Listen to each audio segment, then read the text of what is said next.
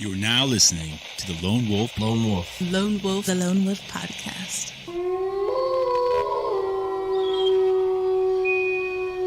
Me and my friends have a friend called Michael. Me and my friends. Well, me and my friends have a message for you, Michael. Me and my friends. Well, come on, Michael. Push a little harder. Try a little more. Get your feet on the floor. Come on, Michael. You can make it if you want to. It's just not the same without you. Great. I told you I was going to do this, Caroline. I'm sorry, but I started recording before you walked in. Mike! I'm sorry. Mike. I can cut this out. You don't have to.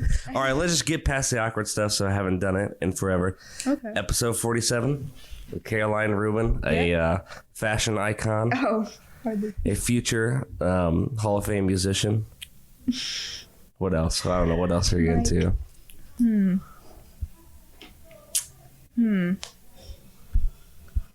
Future best-selling author, maybe? Yeah, I don't know. I've actually never...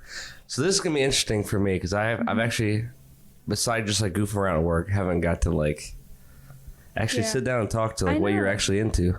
You're right. Yeah. It'll be fun. Yeah. So... You want to know what I'm into? Yeah. Who is Caroline Rubin, Who is she? the future role model? Taylor Swift-esque role model of the world. Taylor Swift. Not really. No, but not really. I'm into music. Not so much reading, but I'm into being outside a lot. True.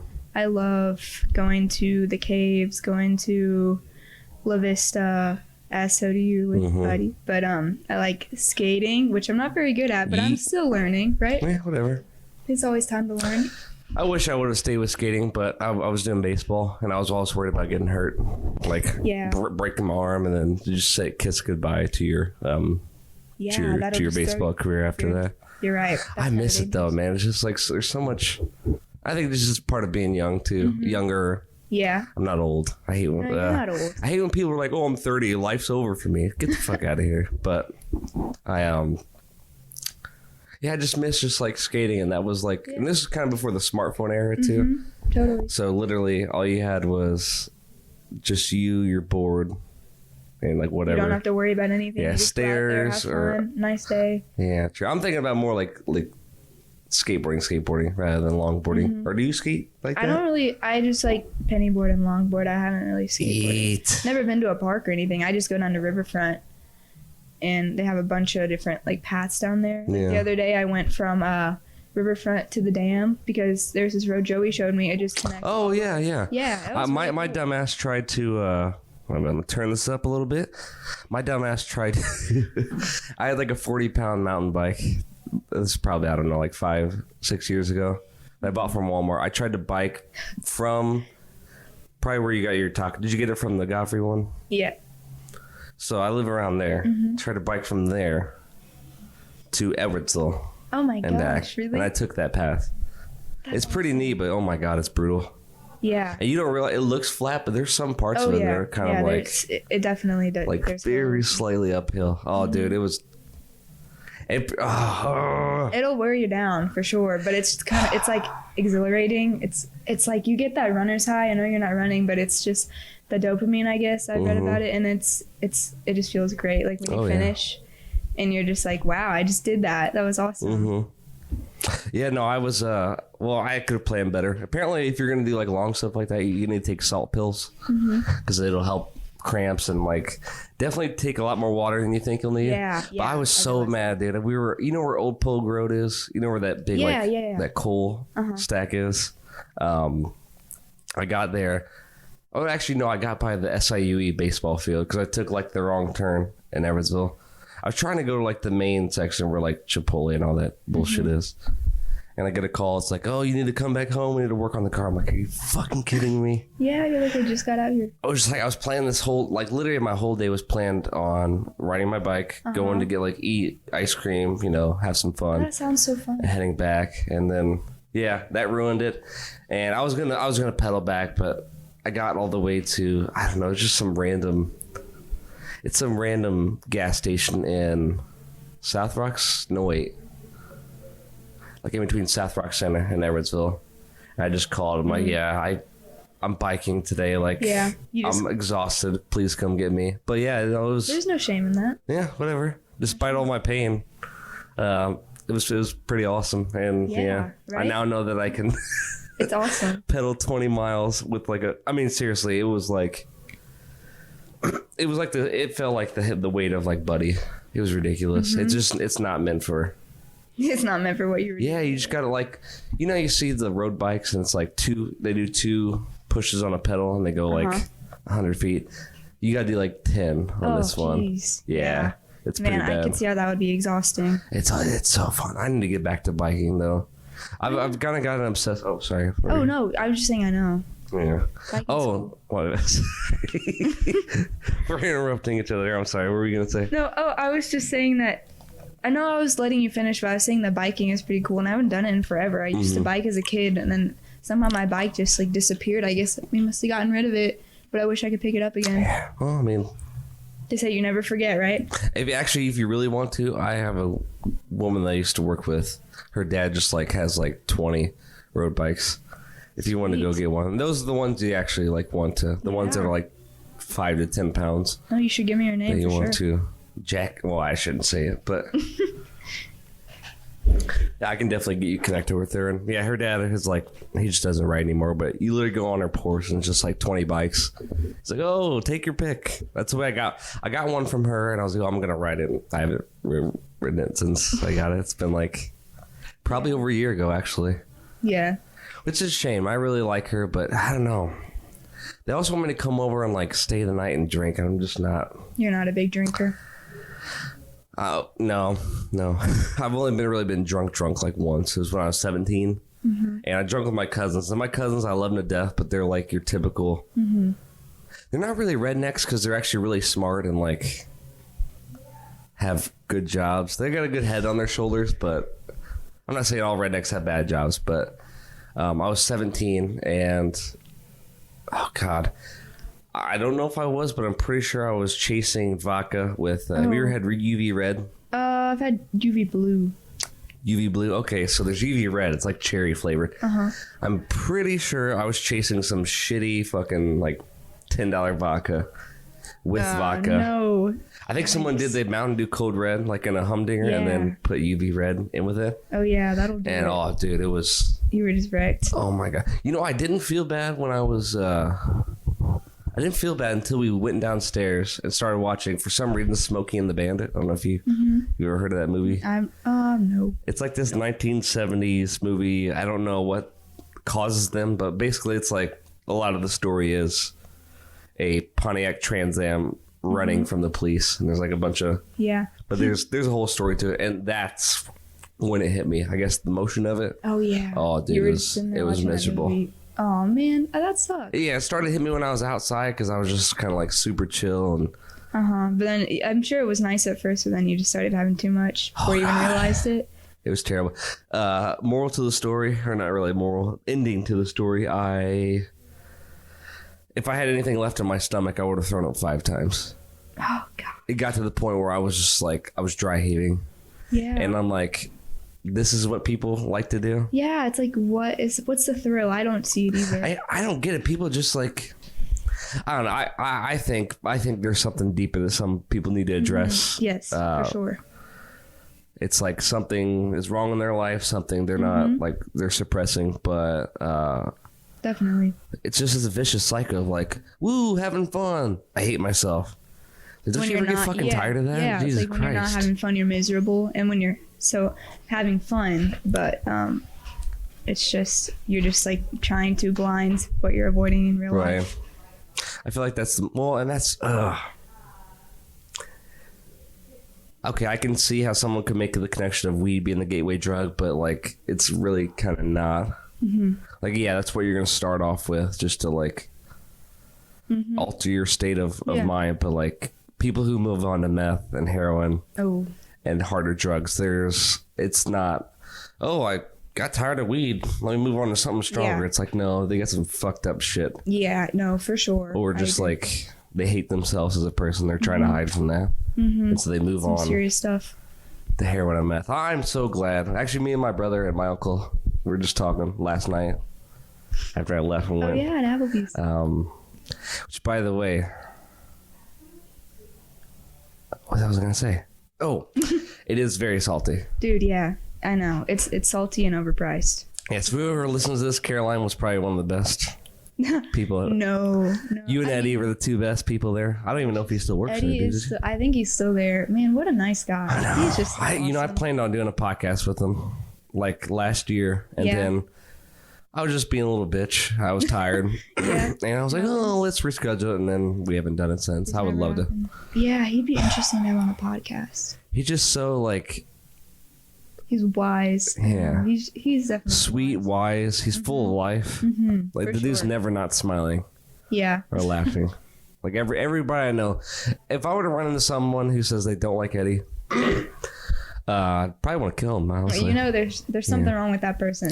I'd probably put their feet in cement, throw them into the river. Oh, like, do what you have to do.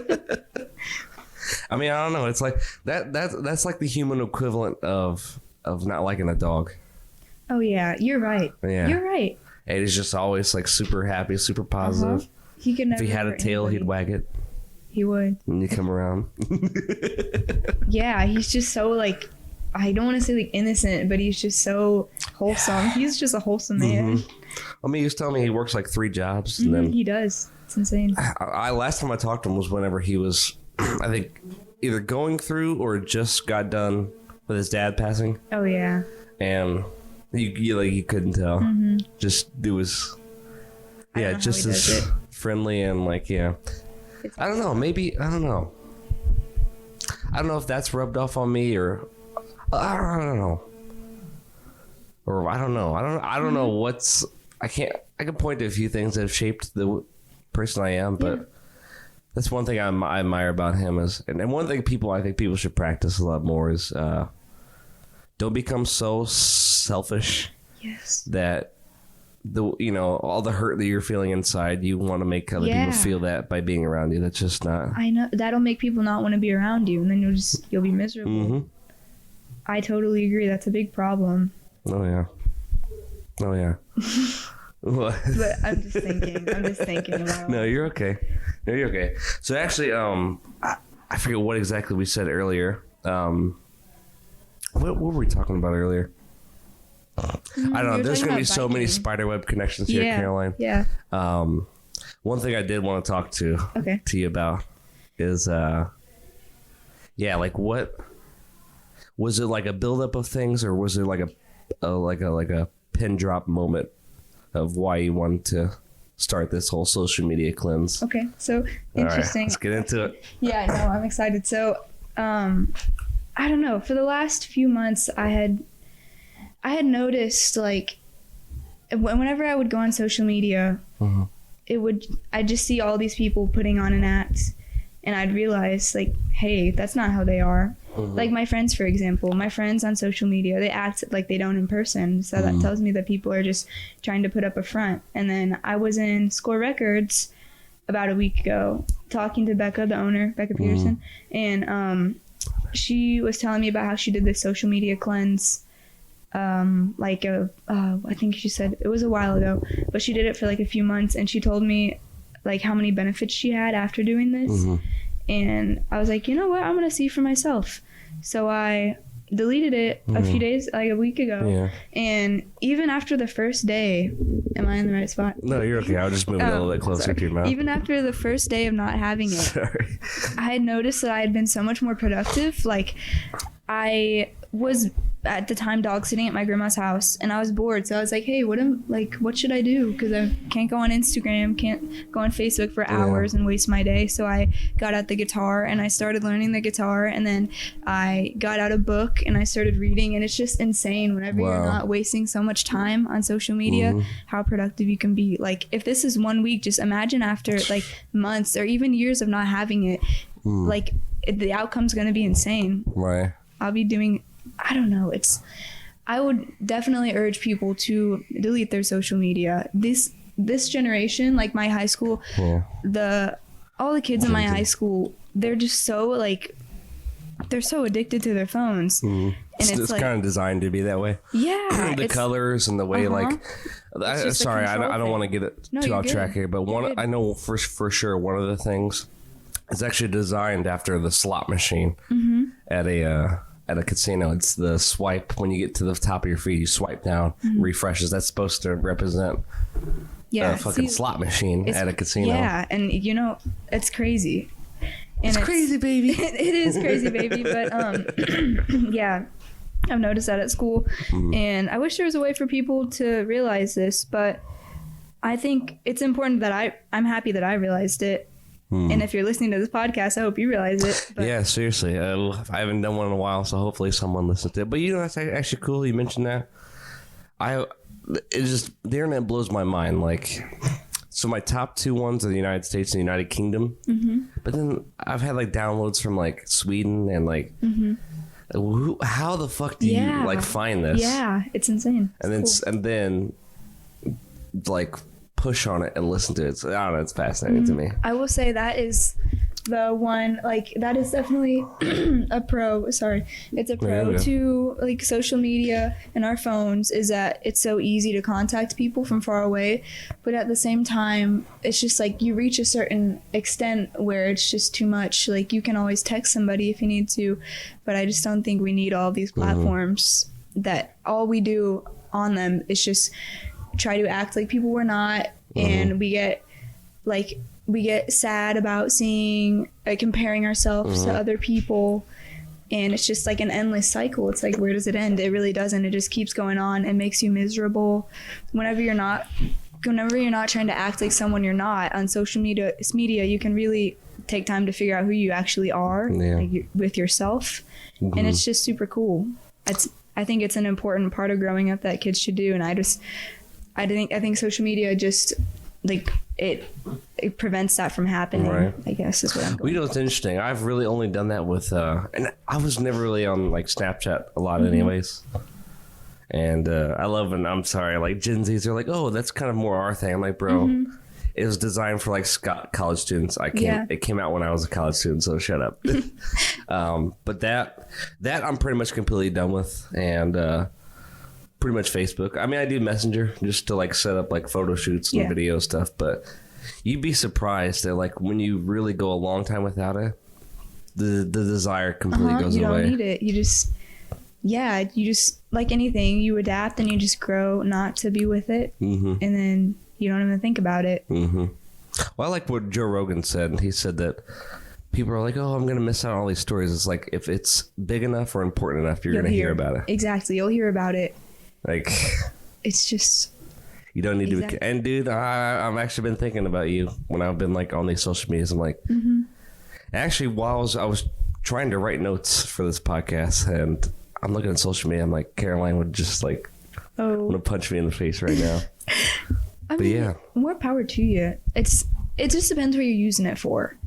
If you're just like, I get if you have like a business, or you, for example, you advertise your photography. Yeah, that's literally all it's for. So you need to use it, because that's a good way to do that. That's another thing it's good for, is advertising. But just for the people that are on there just like 6 hours out of the day or so, and they're just scrolling through their phones mindlessly, refreshing their feed. It's like, what are you doing? Now, do you think are you like a, I don't know, do you think you're like a black sheep with it? I don't know if that's the right metaphor to use. Do you think a lot more like people your age are doing that now, or do you think you really kind of broke off from the pack? I don't think I've seen anybody else doing this my age. Really? No, not really. Yeah. Dude. I mean, yeah. But then again, I mean, that doesn't matter. There's always more time for people to do it. Oh, yeah. So, yeah. No, that's really refreshing. I think I've told you this off the podcast. Yeah, to be your age and to be like self-aware like that, and it's okay. Do that. That's really like mature and refreshing, actually. Thank you.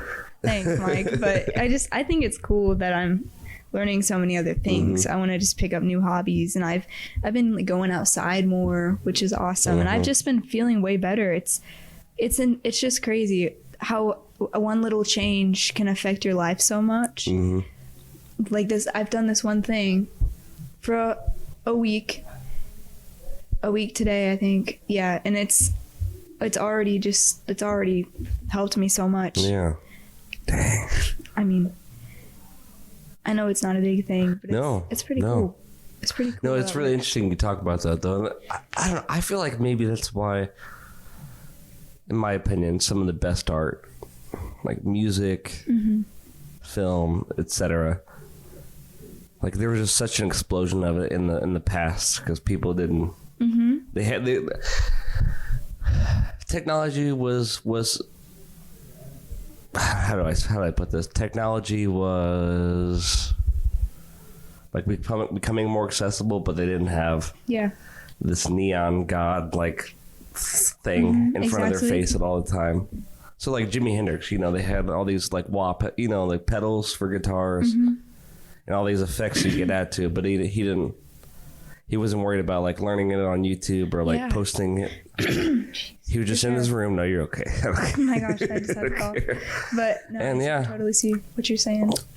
And if they did want to like explore different areas of creativity, they'd pick up a book or something. Well, I was going to say something a little bit more different there. Instead of like looking up like experimental songs on YouTube, they just did drugs. Oh, well, yeah, that too. But yeah, it's crazy. I mean, it is crazy. They were just taking their like original ideas rather than stealing other people's and just repeating stuff that's already been made over the years. They were making original pieces, which is awesome.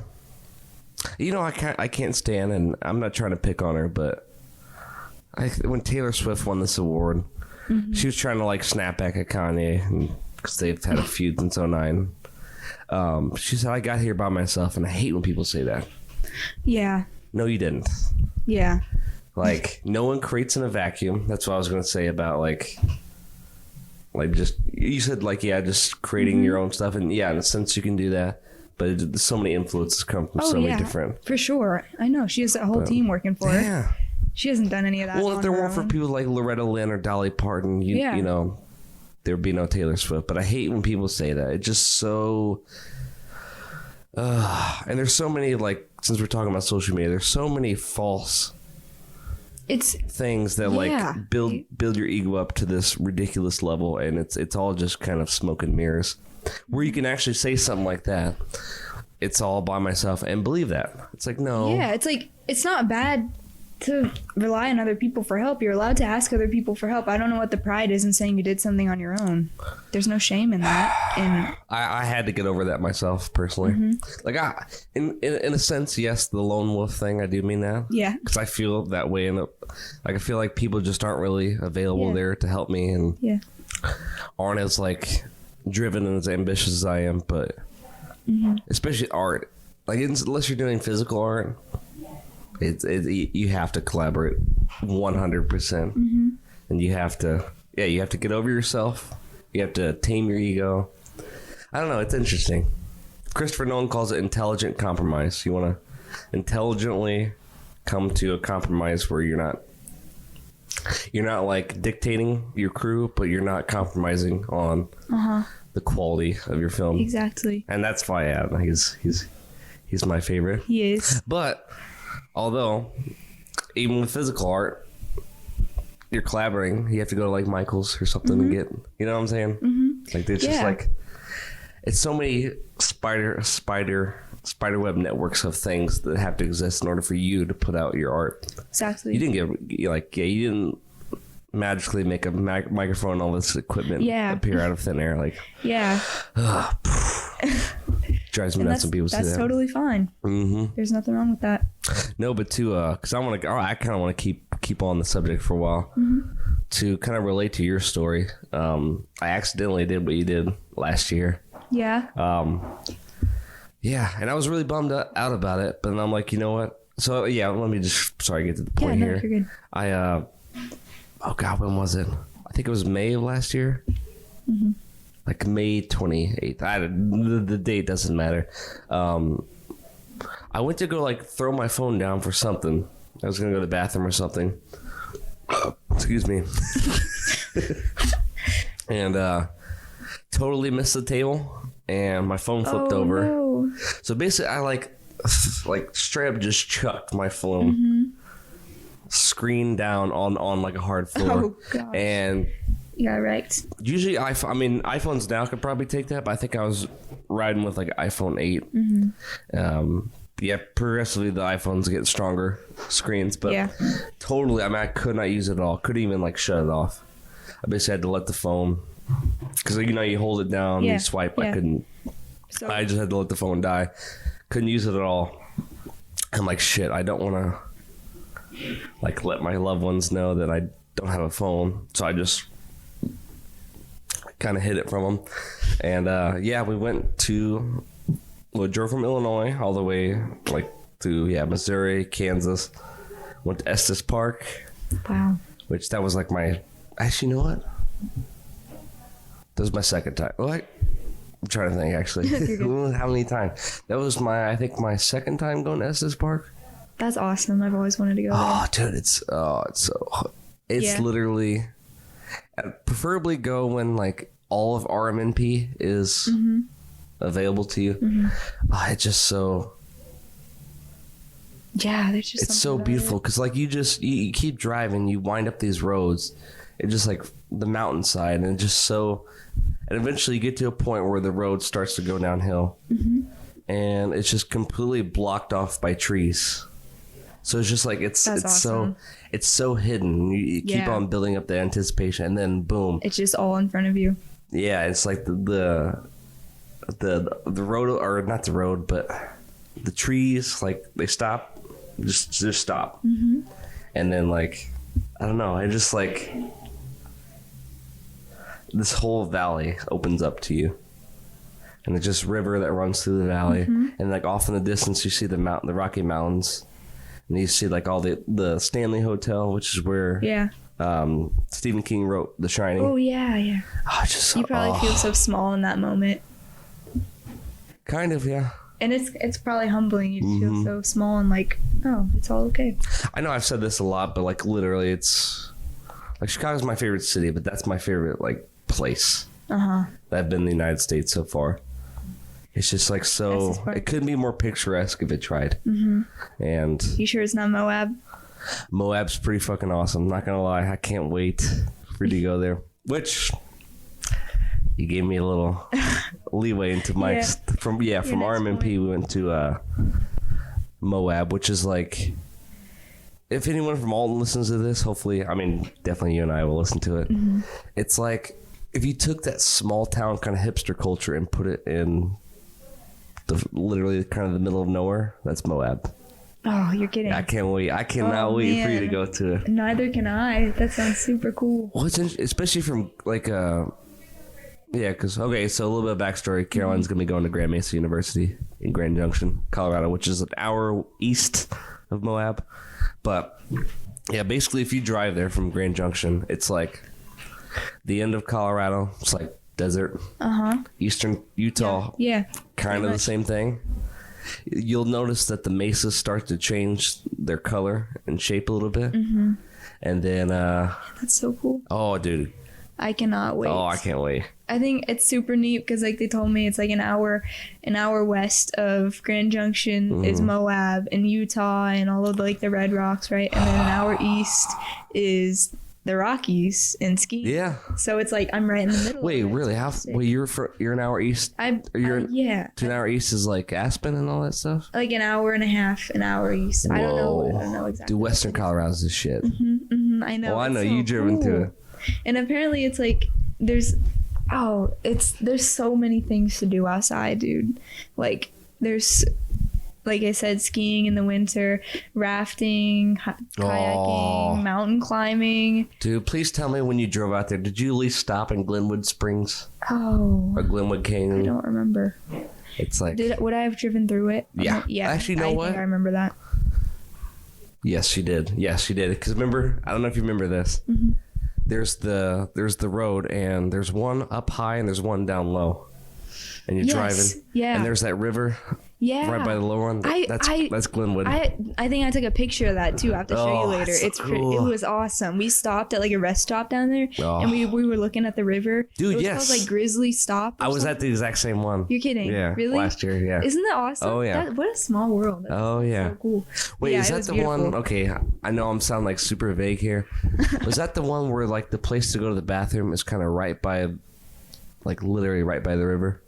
Like you can walk to it? Okay, so it's like you stop at the parking lot, you walk down this path, bathroom's right here, river's right across right here. Dude, we were at the same crazy, rest stop. Yeah. It was so cool though. I bet you know them. See, I got some videos that, you know what? I have some video. I shot, so last year I shot so much footage, and I plan on making like a trip video. I still haven't gotten around to it. Yeah, I need to do that. I need to put a reminder in my phone to edit that to like some legit. That'd be so cool. Because one of the shots I got was there. I absolutely love like not super wide, but ultra wide angle lenses. It's like anything that's like below 24 millimeters. But okay.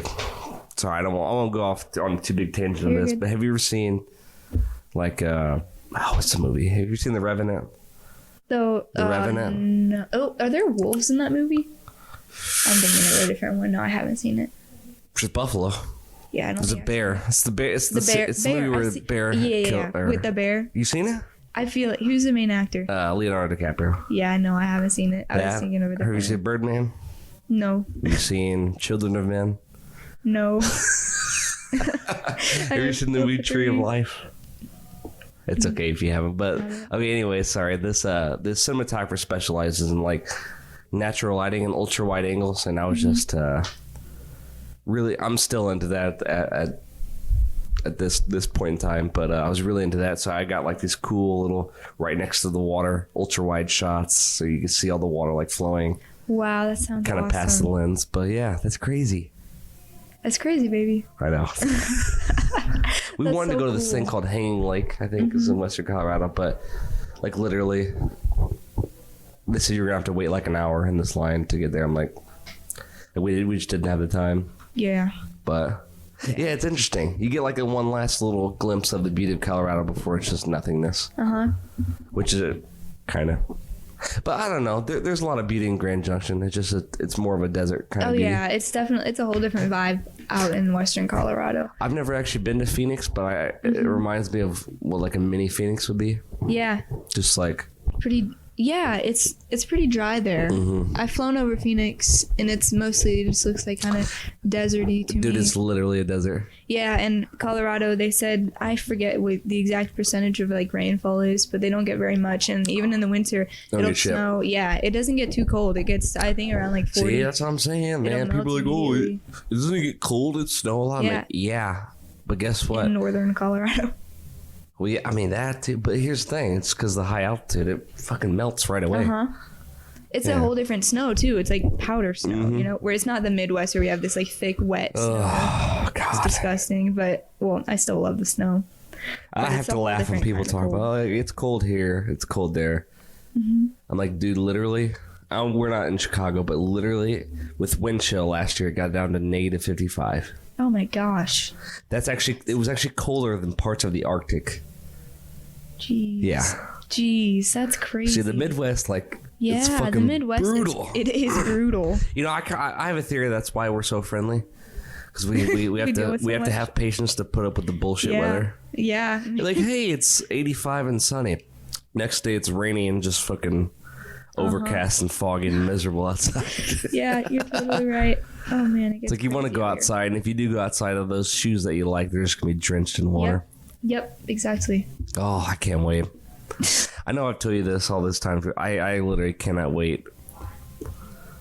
And I may just be projecting my idea of how you're going to be out there, but I can't wait for you to feel so like at peace. Oh yeah, same. I'm really excited. You'll be in awe of, in my opinion, God's beauty.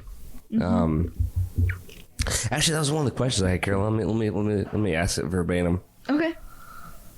Verbatim. Yeah, and it doesn't have to be profound, but it was actually just a last minute question. Like, what?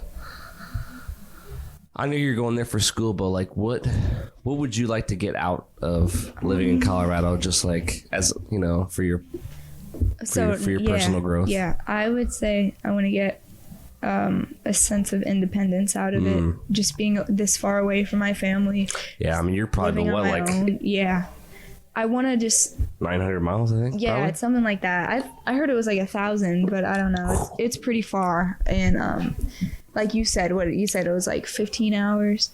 But no, it's 12 and a half hours. No stops to Denver. But you're 5 hours west. So yeah, it's quite Denver. A bit of ways. So yeah, it's gonna be more like 17, 18. Probably. You're gonna have to stop at the bathroom somewhere. I'm gonna round it up to possibly 20. Jeez. Yeah, that'll be a fun trip.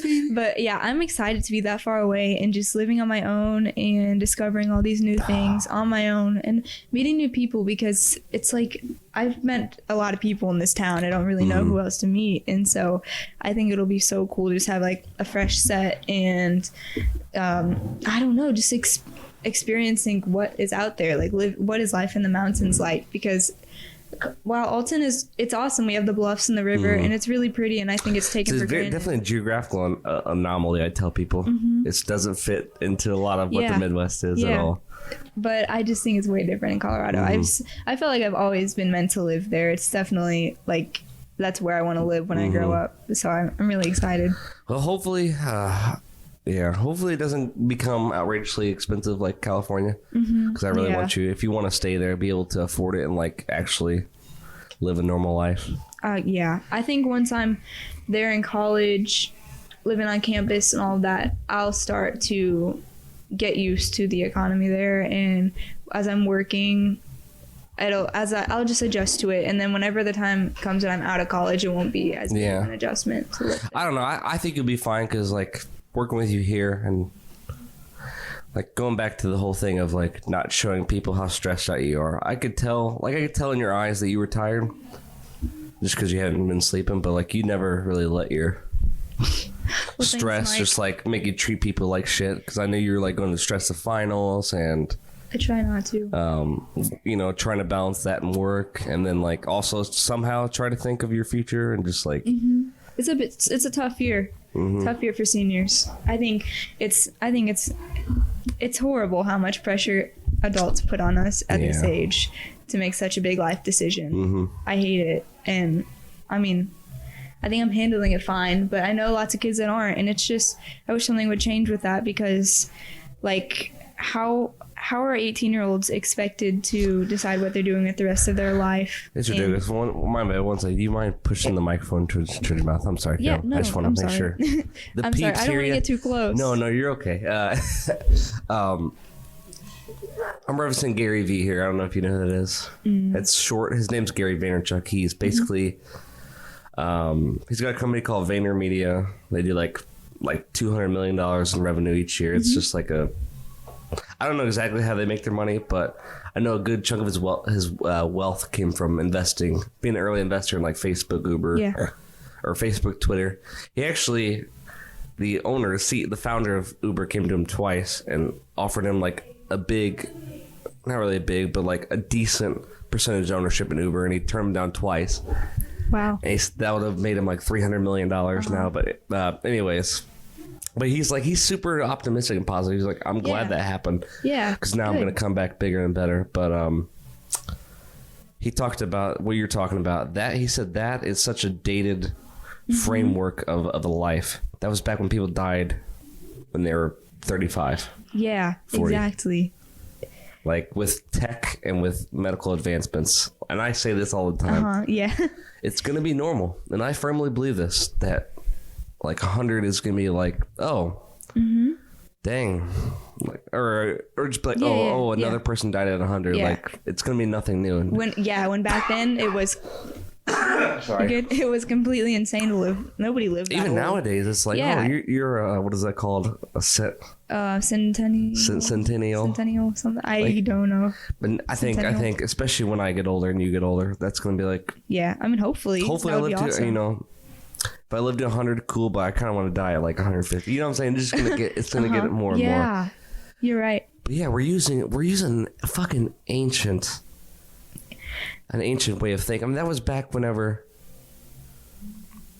it was a blessing if your child lived, because they didn't have all these, like, infant mortality rate was pretty high, and we didn't have all these medicines to prevent your kid from dying.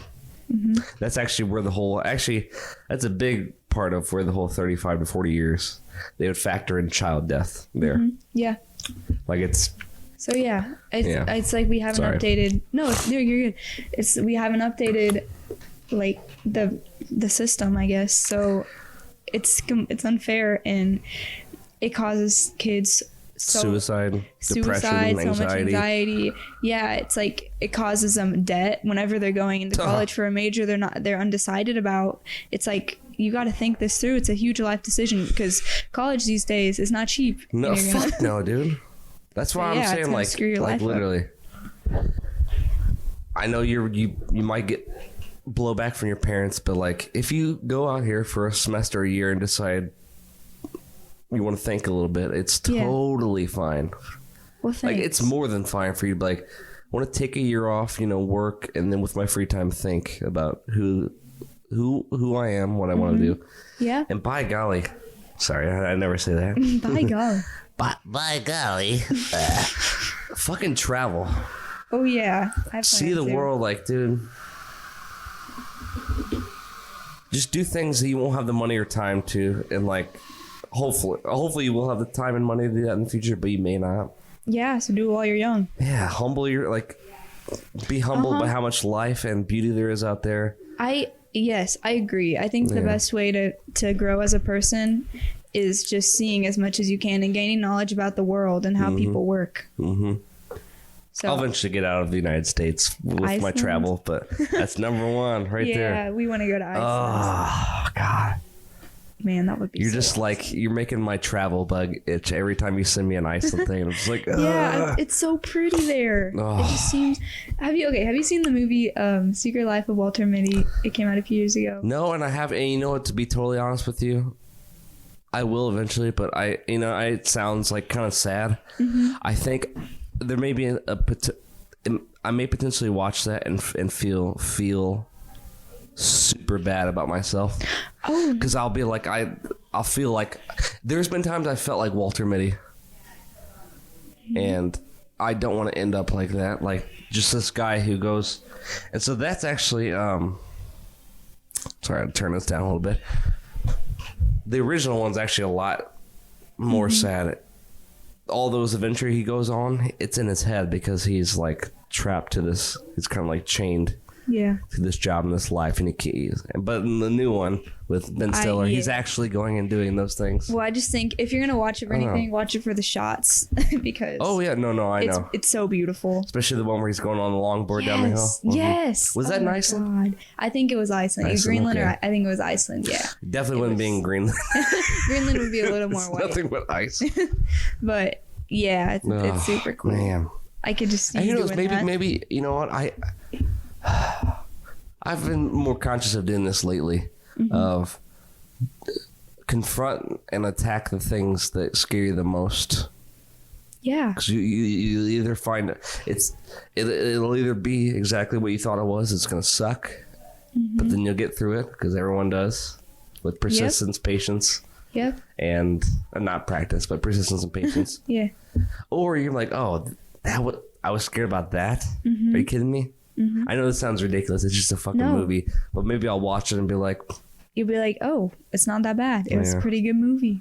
Yeah. I mean, totally. I think trying new things is always a good thing, because you're just gaining experience and gaining knowledge. If you don't like it, you don't have to do it again. And then you know. Well, and I'm in your frame of thinking too, or not your frame of thinking, but the frame of thinking that's trying to be enforced on you. It's like, oh, like I'm 27. I'm gonna, I'm saying I'm gonna be 30 soon. Oh my God, life's over at 30. And it's just like, no, you're still so young. No, the fuck it isn't. It's not. A lot of people say you spend your 30s cleaning up the mess you made in your 20s, and that's like such a decade of growth there. There's so much things that you kind of started in your 20s, but now it's just like you're crushing it in your 30s. But here's what I tell people: the 20s now are an extension of the teenage years. It's a little bit more complex, because for sure, just you see your friends like not moving away for college, they're moving away. So you start to lose friends. Yeah. I mean, you don't lose them, Keep but the important ones. well, yeah, exactly. Excuse me, sorry, it's that coffee making me belch. Yeah, they're not as intimate as they used to be because there's 1,000 miles separating you now, and you just can't. And definitely when they start getting married and having kids, it's like say goodbye to spending most hardly any time with them at all. I'm so sorry. It can be a good thing. But at the same time, you're still finding out a lot of things about yourself. Still working on getting comfortable with yourself. I don't think I'll ever truly be 100% comfortable with myself. I think even if I were in the best shape ever, I'd still be insecure about it. But I'm not saying insecurity is good, but I don't think somebody should ever be completely comfortable with themselves. Get your shoe out of my face. Because if you're completely comfortable, you're not going to branch out and try new things. How are you supposed to keep growing if you're just going to stop and be where you are because you're comfortable? That's how you just kind of you don't go anywhere. You just stay in the same spot. Well, you know what? I'm not going to say the person's name, but someone very close to me did it's called the heroic dose of mushrooms. 15 grams. Yikes. And not of a super, super crazy strong strand. Yeah. A super strong strand. From this place called magictruffles.com. I think they come from Holland. Or I forget what. Oh, Amsterdam, which I think is that Holland? Amsterdam is in Holland. I think so. Is it? No, wait. I don't know. Amsterdam. We'll come back to this. It's okay. No, it's called psilocybin Hollandia. It's supposed to be the strongest one that if you do the whole thing, you're going to have a very spiritual experience. You're going to have you might visit shamanistic type people and have closed eye visuals and have an ego death, which is it's crazy. It's really interesting to hear about ego death. It's basically the part that is you. Somehow, I don't know how it does this, but it kind of shuts off, and then you start to feel this way. I've heard it explained that there's a lot of your brain that's it's a generic brain, so it's kind of the same as everyone else's, that it's used for these functions. And there's a part of your brain that's you, that's the ego. That part's cut off. Or it's either cut off or it joins the other ones, the other parts of your brain. And so that's what gives you this whole sense of you're fully connected to everything and everyone. And that sounds so cool. Yeah, and there's just so many amazing, they said, if you're going to take the heroic dose of psilocybin Hollandia, be prepared to not be the same person after that. In a very, very good way. Yeah, in a good way. Because it's an... Yeah. That's so I don't know what exactly my point was here. What were we talking about before I brought up mushrooms? We were talking about insecurities and how it's good to always have something you think you could do better on. But I mean, to a certain extent, I go on these tangents, and I think I'm gonna wrap them up in a nice bow. I don't. They just end up being. Yeah. No, I mean it was a good point you made. It's like pulling the confetti string, and the confetti just kind of trickles out. So. Why don't you tell me about the mushrooms your brother's getting? Tell me about that. Well, right, he got the psilocybin, the psilocybin Hollandia. Well, when are you planning on? I'm planning on microdosing with it. Yeah. Which is, it doesn't get you high, but apparently helps. I think it helps neurogenesis and helps do things with your brain. Apparently, it's essentially what I've told. It's like flipping your brain on. Because day-to-day life is kind of your brain just kind of in a fog. This thing helps kind of just clear the fog. So it helps you feel more empathetic towards people, helps you feel more creative, helps alleviate depression, anxiety, That's stuff awesome. like that, and just helps feel like your brain, you're functioning more like at a higher rate, and that's why it's pretty big in Silicon Valley, and it kind of where you have to be on the cutting edge of thought too, like because you're introducing these cutting edge ideas to the world, and have to somehow make that into a business via Facebook, Apple, whatever. And then I don't know, maybe eventually I really want to do it just because I'm all about having spiritual experiences. Oh yeah, totally. I know you are. Eventually I think I'll build up the courage someday to take like a bigger dose. A big dose. And from what I've heard, it's not bad. First of all, you want to be in a comfortable environment with people. Yeah. But when it does get terrifying, if you tell yourself you're eventually going to come back from this and that you're not going insane, this is all part of, it's like all that fear subsides and you just dive deeper into this. Yeah. Oh yeah. I think the mindset that you go into them with is super important in determining like how your trip is. Do this with anything. Yeah. Like you have to make sure you're completely prepared before you do them because it's a big decision. And like you said, they change you afterwards permanently. So you got to make sure you're doing them for the right reasons because you want to have like a spiritual experience, not just because you want to like, oh, I want to trip. It's like, yeah, I've never understood it. Like, ooh, I want to see the colors look all cool. I'm like, no, like do it kind of so you can gain something from it, you know, because they're powerful. Like those things, they are not to, you don't take them lightly. You take them because you need to get something out of it, you know? You got to listen to this podcast on Joe Rogan. Okay. Paul Stamets, he's a mycologist. And I've probably been peeking out here a little bit. Sorry. I keep on adjusting the volume.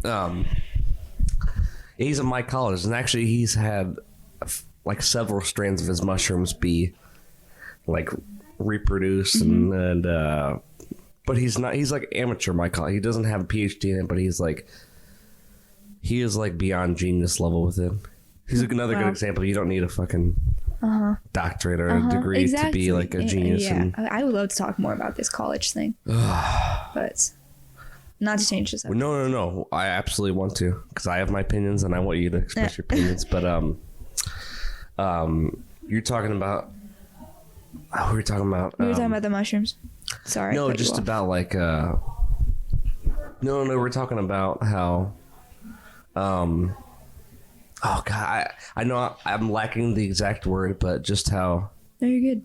I guess trying to be a better person or trying to, or like perception, I guess.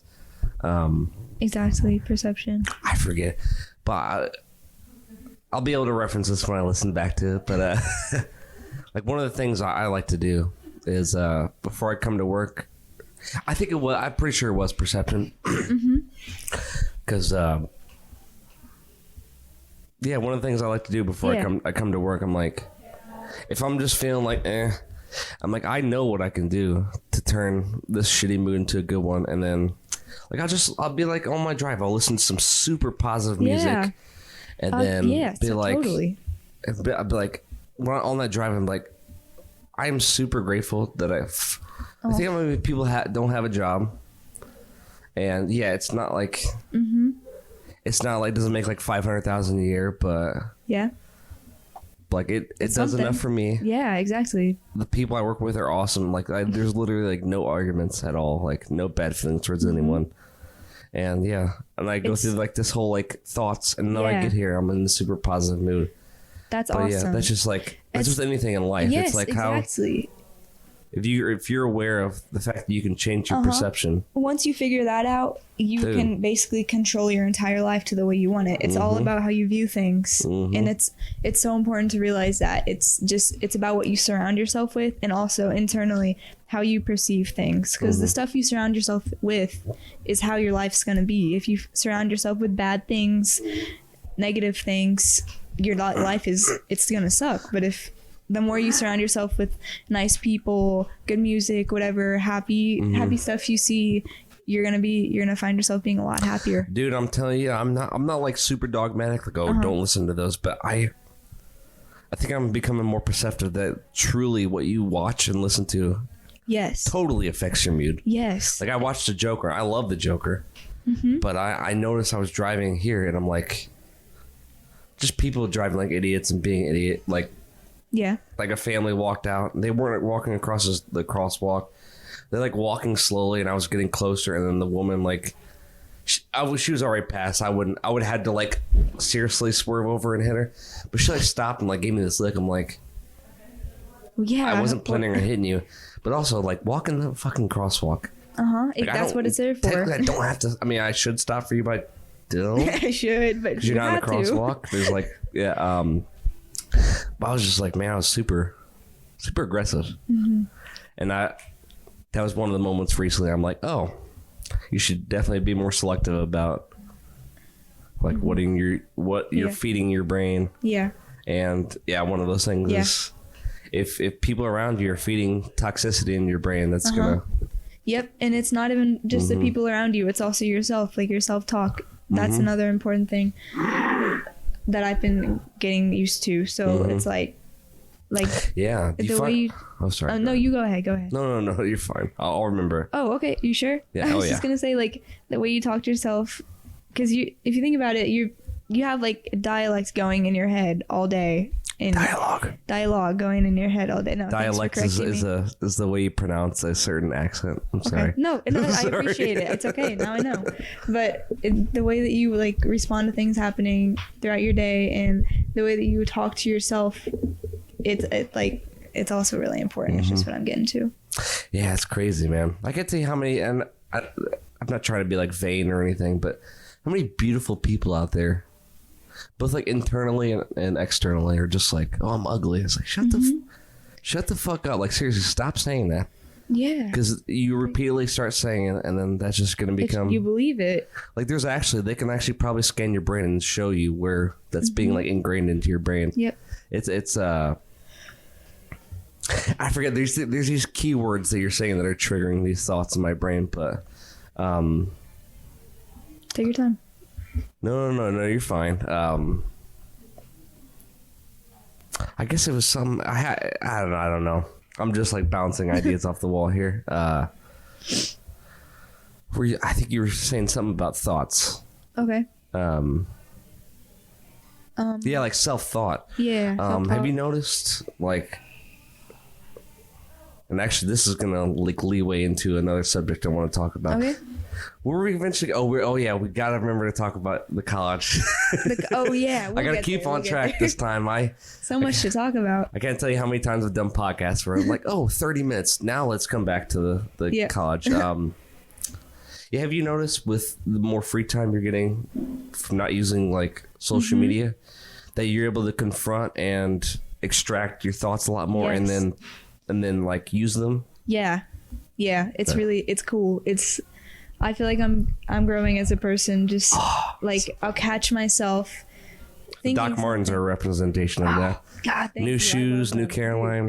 These are my shoes now. But I'll catch myself thinking something that I know probably isn't the best, like just like a negative, self-depreciating thought, and then I'll turn it around. And it's like once you get in the habit of doing that, once you get in the habit of recognizing whenever you're saying something like poisonous to yourself or whatever, and you can like change it, and then it just stops it keeps happening less and less. It's like a habit that you get yourself into, and once you get in that habit, it's really cool. Like the results are awesome, and your whole life just changes. Have you ever heard of a woman named Byron Katie? Who? Byron Katie. I don't think so. I never knew about her until my uncle, but it's just like this simple little worksheet thing. It's called The Work, and basically you write down who you have a problem with and what the problem is. Yeah. And in the process of writing this down, it's kind of like it challenges you to think alternative point of view. So it's like, who is the problem? What is the problem? Who are you with that problem now? And then you do like the opposite, like actually you do kind of the same. You do who's the problem, what is the problem, who would you be without that? It's just like kind of you like rebuild the framework of how you think about that. That's really cool. But in the process of that, you're double questioning all these things, and you're evaluating the seriousness of that, and if you should actually give it the time of day. So if it's not so serious. Yeah, and it helps you not have such a knee-jerk reaction to problems. And that's what you made me think about right there. And, someone's going up the stairs. I'm also worried they probably won't. We got a reserved sign there. But yeah, it's really interesting. Oh yeah. To think about. I don't know. Dude, I'm telling you, man, you're super mature for your age. Well, I appreciate it, Mike. I mean, I don't always feel that way, but thank you. Whatever. Thanks. I'm also no, stay goofy, stay like funny. But yeah. No, just the way you're like challenging yourself. Like I would have never thought to do this at 17 ever. Yeah. Of course, there was less information. I feel like life was a little less complex back then for 17-year-olds, but yeah, you probably didn't have as much of a reason to do it. Yeah, I didn't have an iPhone until I was probably maybe 2012 or 2013. Yeah. See, that was that's when I was like 10 or so. So it's like you can that's so weird how young it starts out, and then it just keeps escalating. It's like that's so unhealthy. Crazy. And it's like, do people realize it? I know there's people that do, and everyone's like, oh, like these boomers with like get off your phones, but it's like, no, they're kind of right. They're really bad, and it's not just like an old person thing. It's everybody should realize it. Well, no, you're right. You're right. Yeah, no, actually, sorry, it just made me think of. You're good. I'm glad I have actually both of my parents are boomers. Actually, I'm glad I had boomer parents because I was raised on like the music and the films that they grew up with. So I was super thankful for that. But also, I think they helped in some way not me be such a digital native, like be so addicted. And like one of the recent experiences was when I was out with my mom. Like, I didn't want to be on my phone all the time because because she wasn't on her phone, and I'd feel bad because I was on my phone. So therefore, we were more present with each other and other. Exactly. Yeah. Totally. Yeah.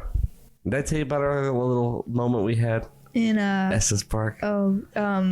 Yesterday were you telling me about it? Maybe. It was about when I was playing Rocky Mountain High by John Denver. It's this beautiful song. And we were driving like into the Rockies, and she started crying. She thought it was so beautiful, and then man, that's so sweet. It made me tear up. But I could have been like totally unaware of that, like on my phone trying to like look for a location. Just you would have missed that moment. Yeah. See, and I kind of like she had her hand there, and I was kind of like held it and like.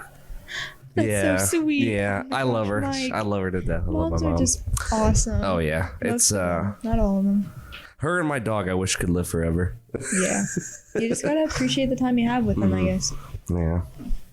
It is a shame. It is a shame. Sorry. No, you're good. It's a shame how some people live as long as they do whenever they are sucky people, but then dogs are just the Rockefeller family. Fucking George Soros. He's the one that's dude. George Soros is a piece of shit. I don't want to get too deep into that. I'm not sure I know. Yeah, it's crazy. It's like the most greedy. I don't know. Yeah, it's like dogs will never do anybody wrong, but yet they only live to be like maybe 15 if they're lucky. It's crazy. It's crazy how that works, I don't know. Hopefully, with medical and tech advancements, you can extend the life of dogs to like 20 to 25. I would love. Oh man. Instead of Buddy being dead at like 6 years from now or 7 years, be like, oh, I got my dog when I was 23. Now I'm like 45. It would still suck. Like horses, kind of. Like a horse lives to be like pretty old. By the way, wasn't that amazing to be able to pet that horse? Oh yeah. They're just such beautiful. They are. They're so gentle, but strong. And I don't know. They're such. I have nothing but reverence for horses. I love horses. It just makes me sad how they're treated. I know. Yeah. I hate the way they're treated. It's sickening, kind of. Yeah. But it's okay. Well, it's not okay. But what am I going to do about it? No, you're good. I mean, if they're like a professional horse, they're treated very well. I mean, yeah, they're used for work, but also they're kind of like built for that. They're just nothing but muscle. Yeah. I agree with you about you shouldn't abuse animals. That made me think of elephants. People that like you see these elephants doing tricks, you don't realize they're being tortured. Yep. To do those tricks. Oh gosh, yeah, circuses, man, it's a shame. Have you seen the movie Water for Elephants? I've heard of it. It's a really good movie. I love that movie. It was 2001, wasn't it? I'm not sure. Okay. I know it's got Reese Witherspoon, Robert Pattinson. Really? Yeah. Yeah, no, it's a good movie. And it has that one guy. He plays, I forget his name. I don't know his name. But dude. He plays like the ringleader, like the jerk ringleader that kind of abuses the elephant. You know what other movies he might have been in? The guy you're thinking of, the ringleader. Oh, no, I'll have to look it up later. It's gonna bother me, but I think what's interesting about Robert Pattinson, like, he was in Harry Potter and he was in Twilight, but I think like most of them, they're just actors. Like, you got to realize they're good. They're good enough to get to that level of acting. Yep. They haven't been offered the right roles. Like ever since Twilight's been passed, Robert Pattinson is like the go-to guy for like. Have you ever heard of this movie, the production company A24? Yeah, I think so. Dude, he's like the go-to guy for that. And the most recent one they did was The Lighthouse. Oh my you told me about it. Totally just changed my perspective on him as an actor. He was in like, that one? I literally think him and Willem Dafoe. I don't know if you know who that is. Okay, no. Oh my god, Willem Dafoe is incredible. But I think they should both be up for best. I think it wouldn't surprise me if Willem Dafoe wins Best Actor and Robert Pattinson wins Best Supporting Actor. Yeah, it was incredible. Like, that sounds really. And the whole cool. movie is literally just two guys. Yeah. Like working in a lighthouse, and then, I mean, unfortunate events happen, and they're like, I don't know, I won't spoil it for you, but yeah. Okay, I'll watch it. It's crazy, babe. Sorry, I got on a tangent there about it. No, you mentioned Robert watch Pattinson and Water for Elephants. Jesus Water for Christ. Elephants. It is a really good movie. Jesus. Well, I watched it when I was younger. I mean, maybe if I went back and watched it now, I'd think of it differently. It's pretty good. It's just, I grew up watching that movie. I only feel that way about music. I'm like, oh, I used to like this. But with movies, I find when I rewatch them, I have such... Like, I'm able to pay more attention to detail because my mind's more developed. But I have like, when I went back and rewatched Forrest Gump and started paying attention to the details, I'm like, this movie's fucking amazing. You notice things you never noticed before? Yeah, that's the cool part about movies. Just like I always took it, like, just watched, like, oh... Like, these things are happening in his life, and isn't that cool? But I didn't realize in that movie, he was so ignorant to what he was doing and how that was actually shaping American culture. Yeah. Like, remember when he wiped had the shirt and wiped his face on it and said, "Have a nice day"? That became a huge slogan, "Have a nice day," with the yellow smiley face. Yeah. I forget. You're totally right. So it's kind of goes back to this cultural analysis thing. Oh, remember when okay, this is like a pivotal moment in America. Remember, this is like back in the 60s. Yeah. There was this super, I forget where it was. This white school was allowing black people to go in. And there's this legendary moment of, I think a white guy picked up a black girl's book and handed it to her. That was like, look at the strides we're making. He did that in the movie. And he thought, oh, I'm just picking up a book. He didn't realize that was like a legendary moment. Yeah, it's a huge moment. And you don't think about that stuff. Yeah, when you're young, you're like, oh, man. But it's so cool, right? It's cool how that reflects like America. It's really cool. I did a whole like project about cultural analysis in school this semester in my English class. Was it Forrest Gump? Did you do it on Forrest Gump? No, I did it on Harambe. that was my meme paper, but it's really interesting. Oh my god! You know, as ridiculous as it sounds, there were so many like legit like arguments and fights about that. Yep. Yeah, I know. It went on and on. It's still going on today a little bit, but it's just the bottom line is watch your kids. You know? And then people won't get hurt. Animals won't get hurt. I don't know. I agree, but also like, who knows how quick that would have happened? Like, she was just taking a picture of it. It took for granted her kid's right by her, and little did she know the kid just hopped. Yeah. Over this. Then it's just a shame if a kid has that that's a problem if it's that easy of access to it, because it's a dangerous animal. Oh, dude. So gorillas? it's like almost you're asking for something like that to happen because gorillas could literally take your head and rip it off your shoulders. I know, easily in a matter of seconds. It's insane. I mean, chimpanzees can pull your limbs off, and those things are like those are much smaller than gorillas. Those things will get their head crushed by a gorilla. It's crazy. Yeah, they're huge. They're giant. They're just pure muscle. Mm-hmm. But yeah, it's like, why would you make it that easy to get into? Have you seen their fangs too? Those things would probably. Ugh.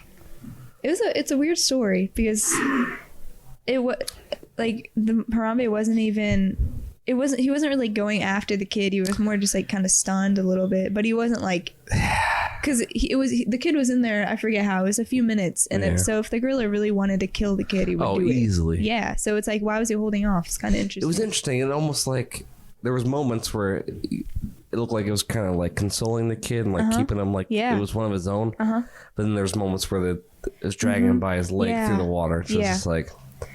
I know. I don't know. They did the right thing. I think it was just an oversight. They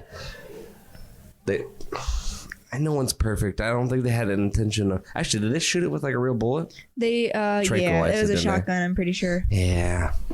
So maybe the better idea would have been to tranquilize it, but they didn't do that because it would have taken like a few minutes to set in, so it might have freaked the gorilla out.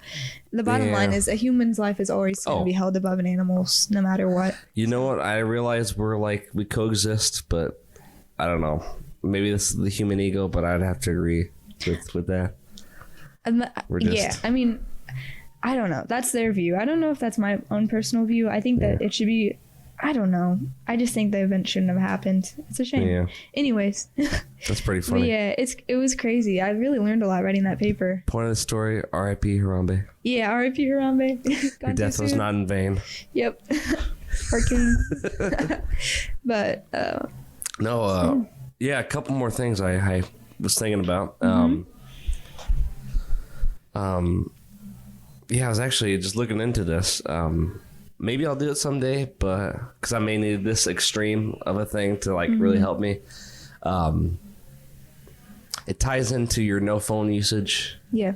And also like the growth that can come from psychedelics, even though there's no psychedelics. But there's these things, they're like 10 days silence retreats. Oh, yeah. I think they're that long. I think you can do it for that long. Yep. It's great. And I looked into the details of this. So basically, it's so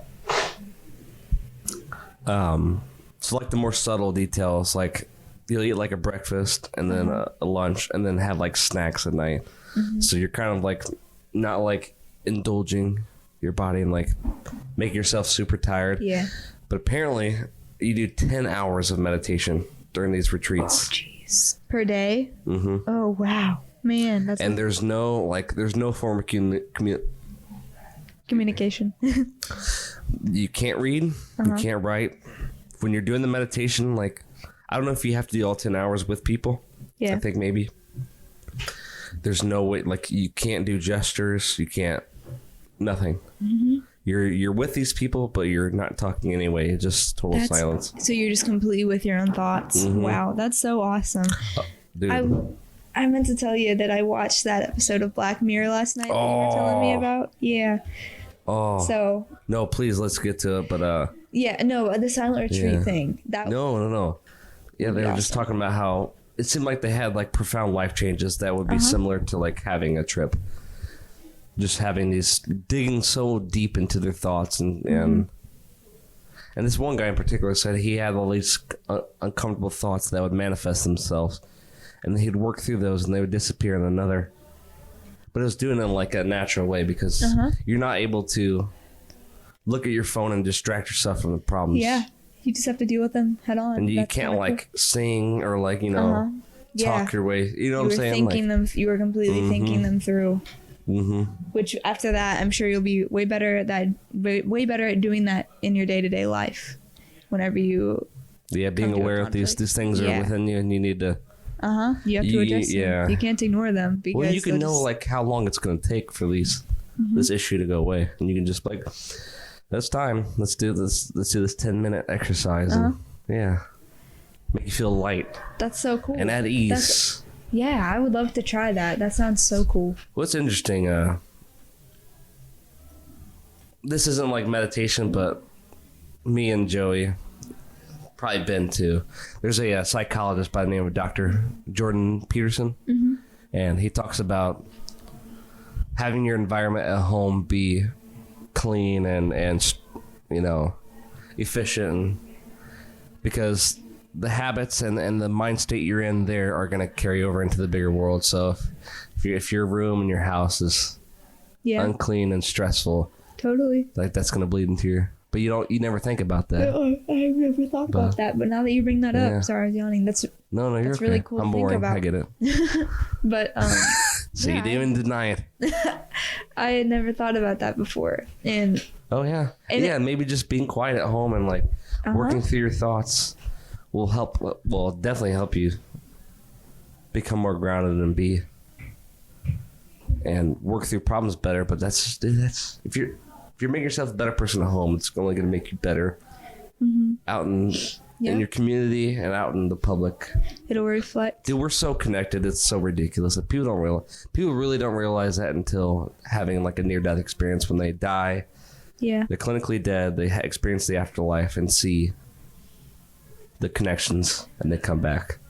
That's insane. It's crazy. It is. Well, they said, I think there's even a mathematical thing. It's like if you know 6 people or something like that, or 10 people, you're connected to 1 billion people. Yep. That way. Wow. Crazy. Oh, wow. And just to think about how many people you know.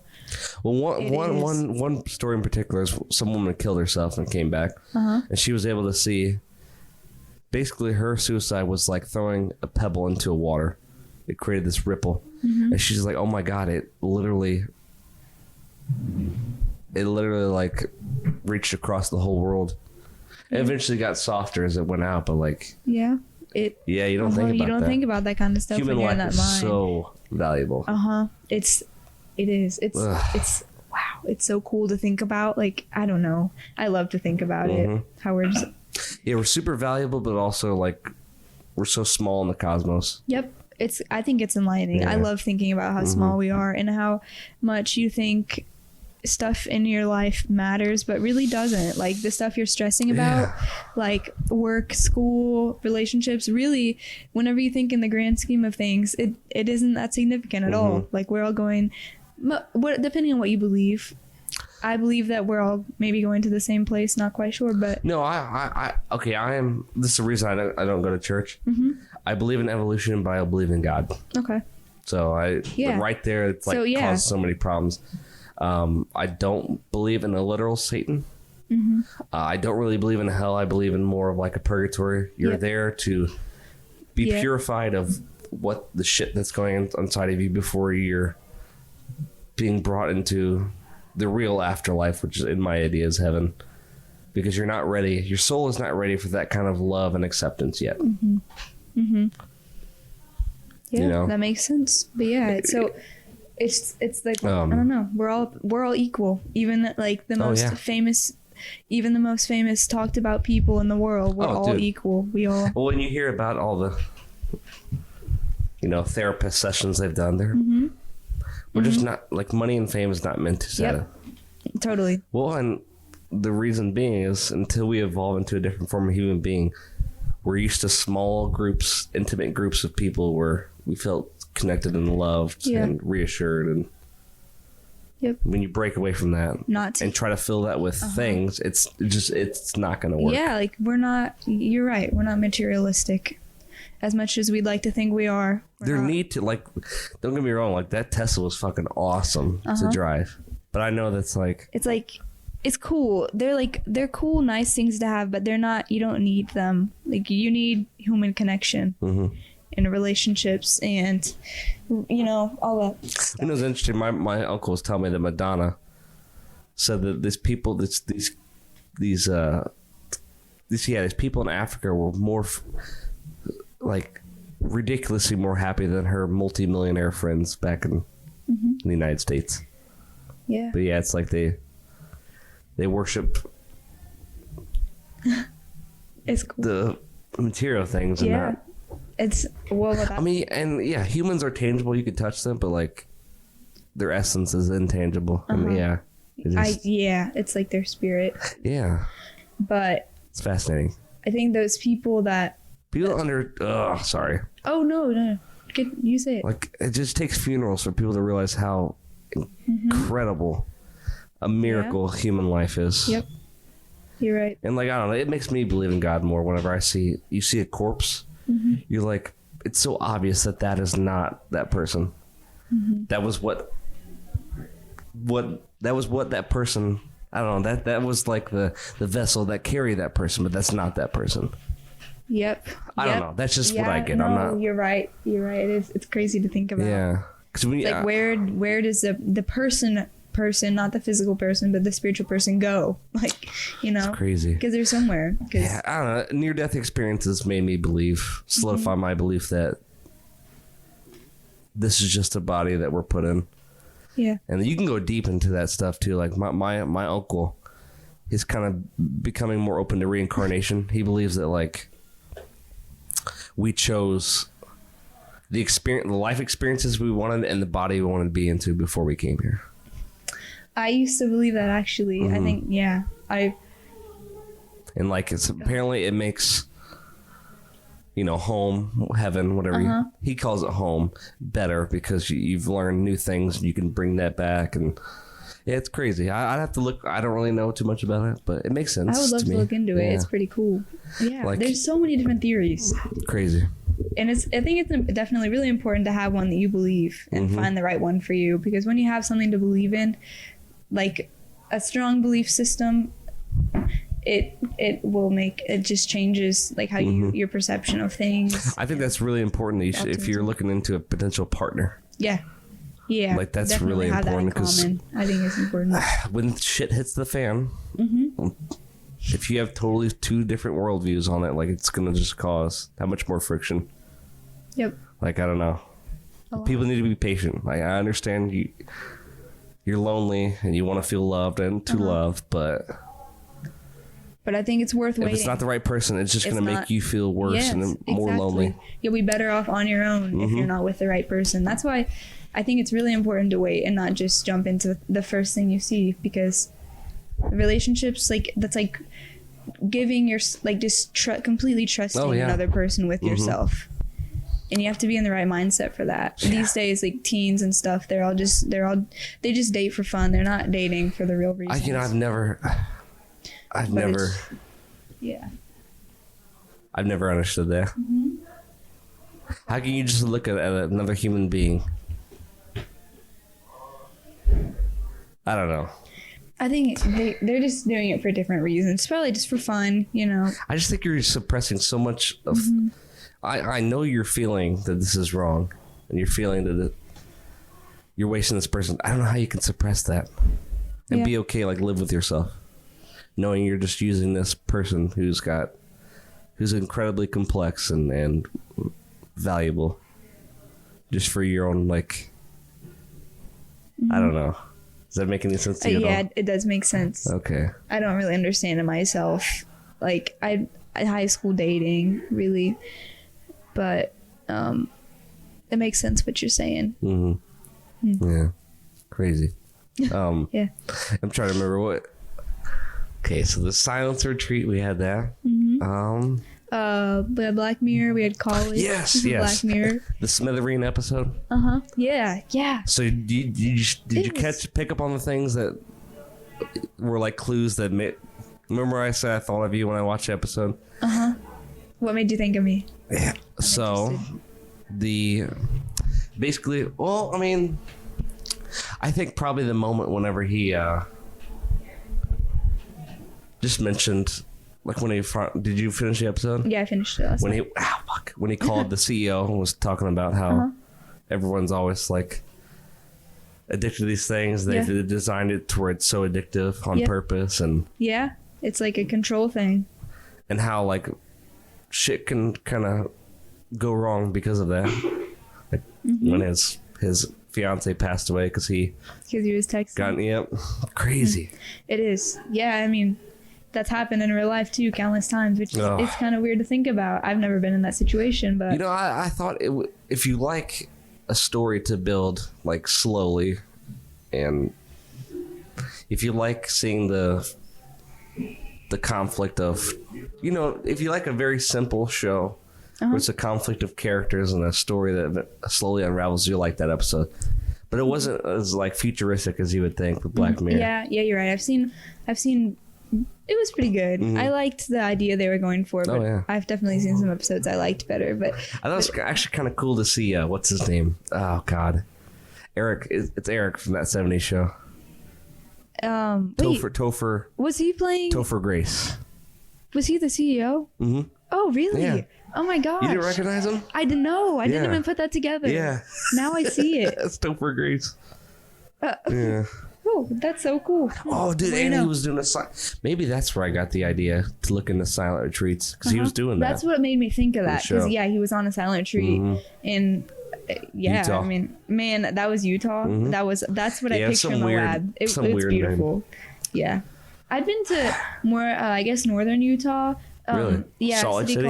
It's a little bit south of Salt Lake City, a city called Ogden. Oh yeah. And we went there for my brother's like hockey tournament a few years ago, my mom and I. And that wasn't how I pictured Moab. It was more like there were mountains and it was snowier. We went skiing. So I get the feeling it's a lot like Colorado. It just depends on what region you're in. I've never been skiing or snowboarding before. Oh really? I would love to go snowboarding because I used to skate. I'm used to the movement. Yeah. Oh, you? Yeah, maybe if I come out and visit, we'll go skiing. We'll go skiing or absolutely, or snowboarding. I would love that. Speaking of, since we like perfectly leewayed into that, what were you gonna like? What were you wanting to say about college? I think college. You were gonna, I was just gonna talk about the pressure and the pressure and the financial commitment and all that stuff, and how it's important to realize that you even need to go to college for the thing you want to do, because like you said, arts, like an art major, that's a dead end street. It's like you really don't need to go to school at all. You need to go for art unless if you want to be like a teacher of art, or like work in some kind of museum. But really, if you want to like make your art and stuff, you don't need it. Well, they say you can build like connections or the what is that network there? Yeah. That network's only going to work if you plan on like moving together somewhere to a city or like hey, you want to move to LA and live together? Otherwise, it's not going to work, because all different people come from all different locations, and you're just going to end up splitting up anyways. So, yeah, that's true. Yeah. And I've been conflicted because I've told you that I want to do business, but I don't want to do corporate business. So I'm thinking, like, do I need the major for business? Because I've heard that a business major is more corporate, and I've talked to business owners in this town that never went to college, and look how it turned out. It's like, Jared and Caroline opened this up. They don't have like an MBA. Yeah. I think he's getting his MBA now or something like that. But yeah. So that's just what I've been thinking about. But then again, I've also heard that, like, I know I might not need it, but the experience of college is going to be, it's not going to be like, what's the word? It's like, it's just, it doesn't surmount to not going, because I know that I could save money. Like the money, it's not, there's no value on the amount of experience I'm going to get from moving away and going to college, I guess. That's why I moved. Yeah. You just have to do it. It was an excuse to like get away and experience it. I totally get it. It's such a shame to stay here for your entire life. No one should stay in the same place, especially now, dude. Oh my God. Yeah. Like, people don't realize, like, Google Flights, like, okay, there's Southwest can give you affordable flights, but Google Flights, literally, it will show you the calendar, and it'll, like, the green numbers, it'll show you the low. Dude, I could literally, if I wanted to do like a kind of a warm getaway from the Midwest winter, I could fly round trip, not like one way. Yeah. For like, God, what was it gonna be like $300 to San Diego? See, that's insane. I mean, the flight isn't gonna be. It's like 4 hours and 15 minutes. But it's San Diego. Yeah, $300. It's a steal. I mean, yeah. It's 150. Well, yeah, I think it was actually going to be about that much with like checked baggage, but people think, oh, it's so expensive. Like, not really. No. Not Yeah. really. I mean, you could get like an even cheaper one. You could get like $225, $250 to New York City. Yeah. That's so cool. That's nothing. Might have to book a flight. Do it. Book a flight. It's really, it's a system, honestly. It's just Yep. you book a flight, get a Lyft or an Uber to your Airbnb. Like, don't book hotel. Airbnbs are way cheaper, and they're, I think, more personable. Yep. I mean, yeah, there's a lot of places you can go to for less than $500. I wonder why it's gotten so much cheaper. Probably just there's more people. I don't know. Yeah, obviously there's more people in the world. Just because of the access to information. People want to travel more. Yep. There's more platforms being launched. Airbnb, Vrbo. There's all kinds of crap. And just kind of makes the supplies meeting the demand, I guess. Yeah. Therefore driving down the cost. I don't know. I think that makes sense. Yeah. Interesting. Yeah, it's crazy. Yeah, I got a question. Sorry. What? No, you're good. Ask away. So we're talking about travel. Actually, there's like two questions, I think. Yeah, I guess just reading what we said earlier. I just think, travel is very important, and if you can afford it, and if you can't afford it, prioritize it. Yeah. It's just so. Especially while you're young. Yeah, like I've had so many. Yes, like your age. It's the best time to do it. Exactly. Just like you're just so like you can just go and run and be fucking stupid. Wake up the next get like 4 hours of sleep. Wake up the next day, feel fine.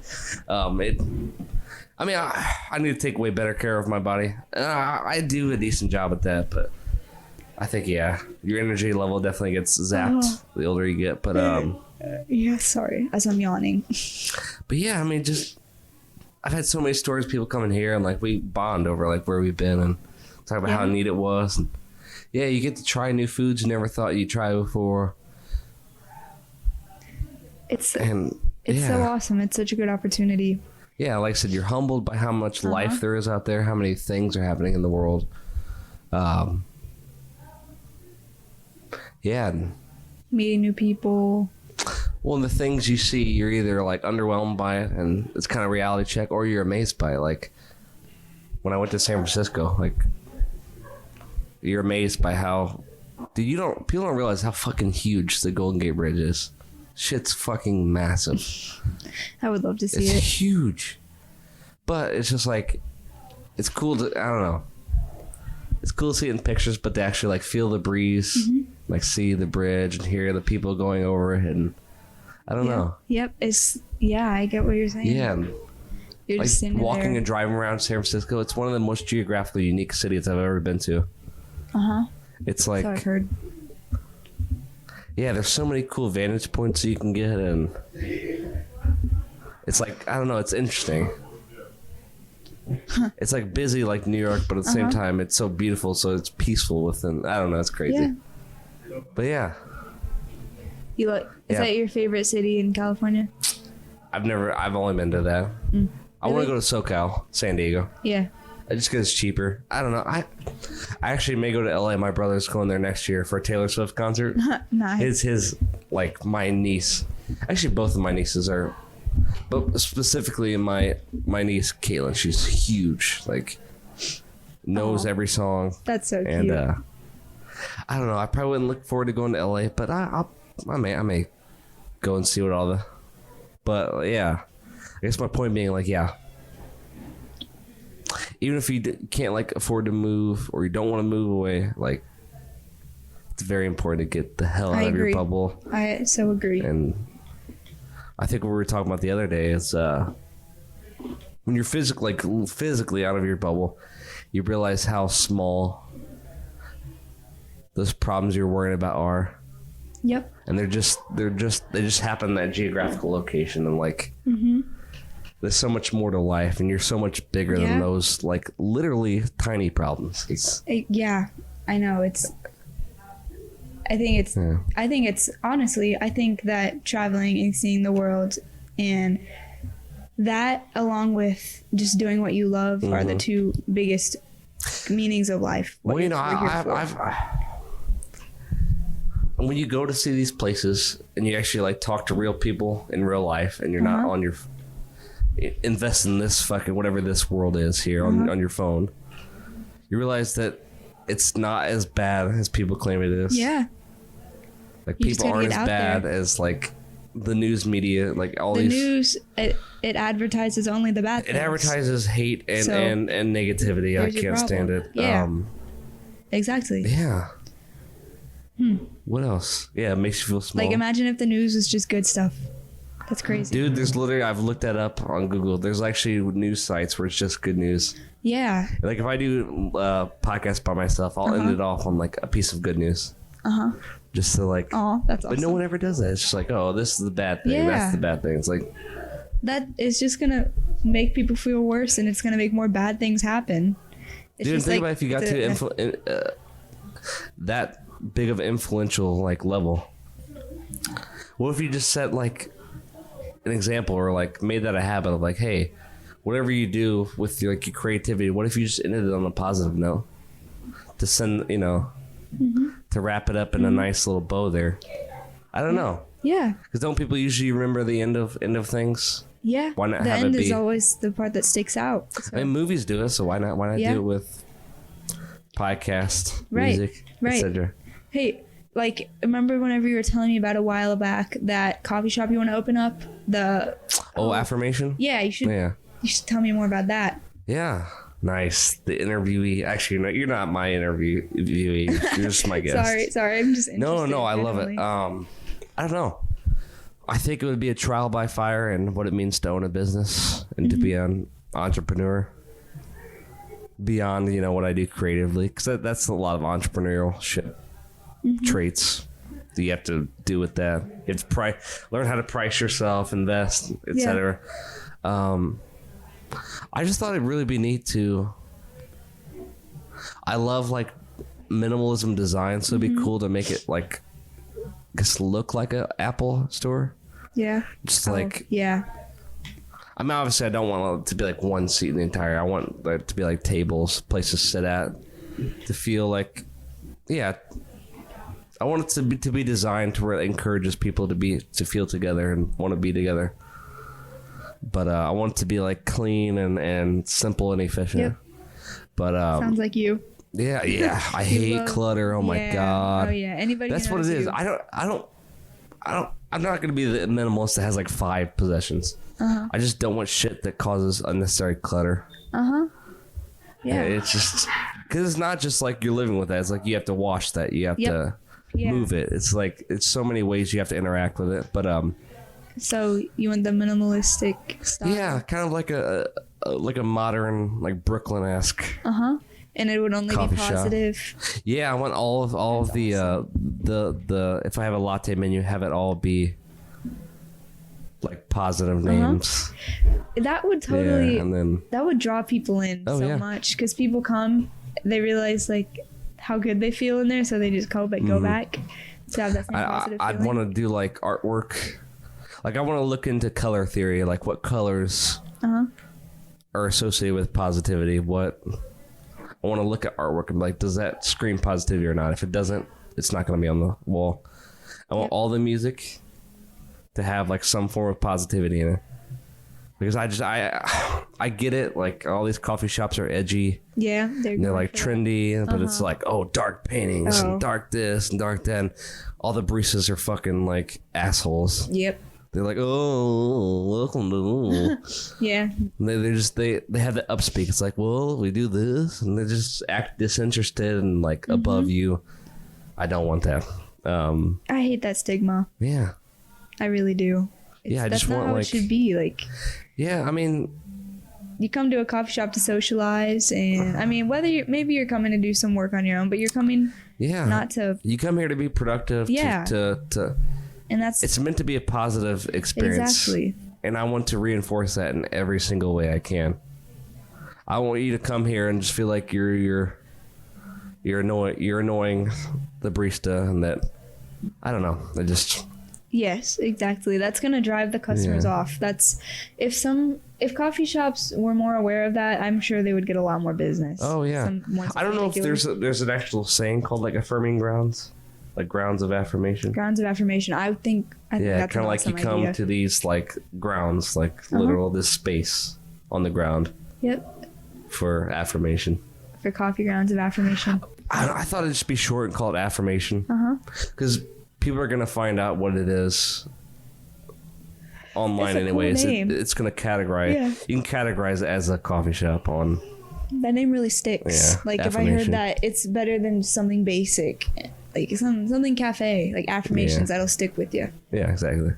Trendy. Yeah, it is trendy. I don't know, but the big thing is, I don't know. Maybe it'd help to talk to Becca and some people around here. Like, what if you have no experience owning a business before? Like how? Like what do you even? Because like Jared and Caroline owned quite a bit of property before they bought this. They had the capital. How do you go from like not having hundreds of thousands of dollars in capital to? Becca would know a lot about that, and I'm sure Sydney from Rushmore. Yeah. Donna and Dave. I don't know what like previously how their lives were financially. Donna and Dave, who's that? From Zen, Raining Zen. Oh, yeah. I've still yet to go in there. Ooh, yeah, it's a cool store. I think you'd like it. But hey, the owners are really sweet. If we wrap this up soon, maybe we can head on over there. I literally and I got my camera with me. Yeah, I do. I think we should make that a plan. Yeah, it's crazy. I've heard nothing but good things about them, but I've never. Yeah, all the staff. The staff is so friendly. Dude, that's what I'm talking about, man. Like you actually like instead of just because people just drive through towns and they don't explore. Like, oh, this place sucks. Like, get your lazy ass out of the car. Actually, go walk and go visit these places. Like some of these antique shops and stores, they're so fucking neat. Yeah, it makes you appreciate. Yeah, that makes them more special. I think the fact that not a lot of people go and they're just like these like secret places that makes them cooler for the people that do know about them. Like it's crazy. It's got a lot of history with that place too, with the Mineral Springs pool. Ooh. Like how people used to come there because they used to think like this water was like magical.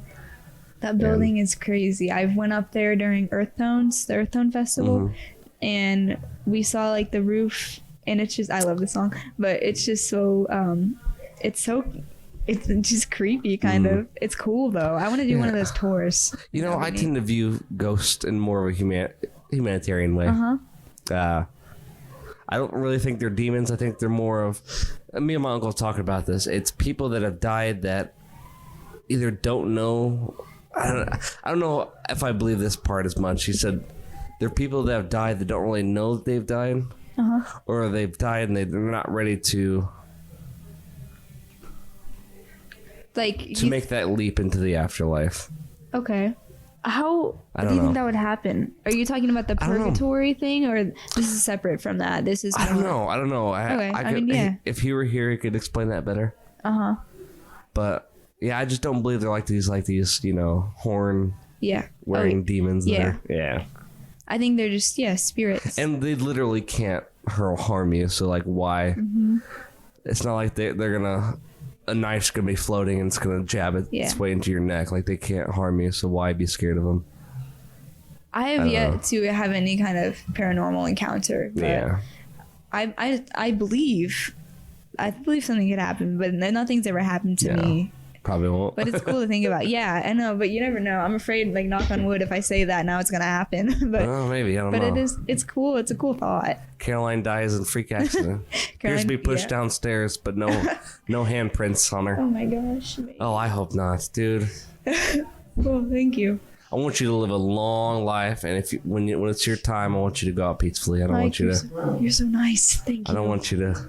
That'd be pretty cool too. Die unexpectedly. What the fuck is happening out there? Could you read the sign? God. No, it's just like sometimes there's sounds up here. Yeah. It's like, did you drop an anvil on the floor? Jesus Christ, what the fuck? Yeah, I don't know. Just an old building, I guess. Yeah, I don't know.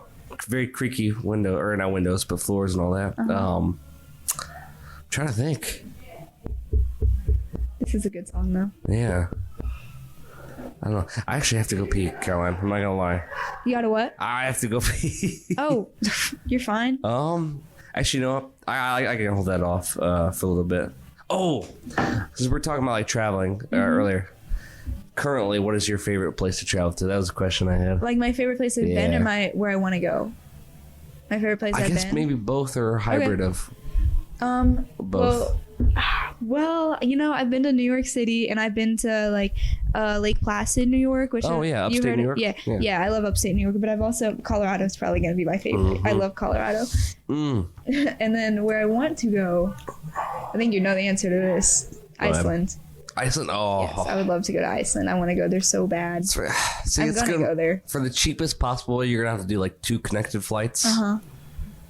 That'd be the ideal way to do it, like cheap. But if you want to go direct flight, it's actually not too bad. It's only like from O'Hare, which is in Chicago, it's like 6 hours, which is 4 hours from St. Louis to California. I mean, so yeah, I think it would be worth it. I'd want to have a nice camera if I'm going for sure. Fuck. I would have my drone. I would rent like another couple lenses for my camera. I want to do it, but I wouldn't want to like sacrifice the personal time with me and whoever I go with, but I want to like capture my. I don't know. It'd be this balance beautiful. I mean, you're not gonna find. I guess that sounds kind of hypocritical, as from what I was saying earlier. But I think there's a difference in like recording moments than just like spending your time on. I'd definitely have to be like hyper aware of that. Because I wouldn't be like, hey, you want to spend 3 hours at this one location trying to get the perfect shot? Yeah. I want to see it all. Oh. I would want to try the food too. They say like give yourself like 10 days probably. You go. It's called like the Golden Ring, where you go all around the coastline, and then come back to Reykjavik. That's like the really only major city in Iceland. That's where you fly in and leave from. I would also like to go to Alaska. I've found out I love the colder, more snowy places. Definitely, as opposed to they seem more majestic. For sure. Oh yeah, like mountains.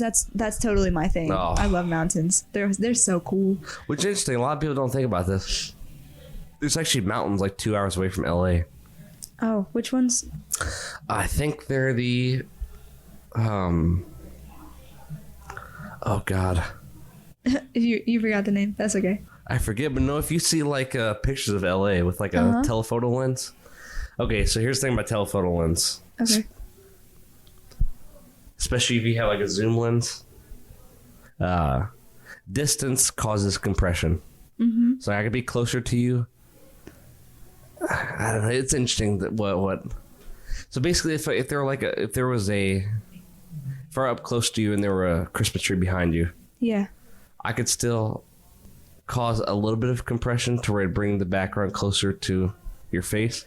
But if I want to get that tree to look like it's directly behind you, I'd have to go 10 yards back and then get you in focus. Zoom in and get you in focus. That way that tree would be like right behind you. That's so cool. But so in saying that, people who get those kind of shots, they get this skyline shot of LA with a telephoto lens, but makes it look like the mountains are right close by, and they're really not. But you wouldn't think so. This desert, LA, has no mountains nearby, like 2 hours away.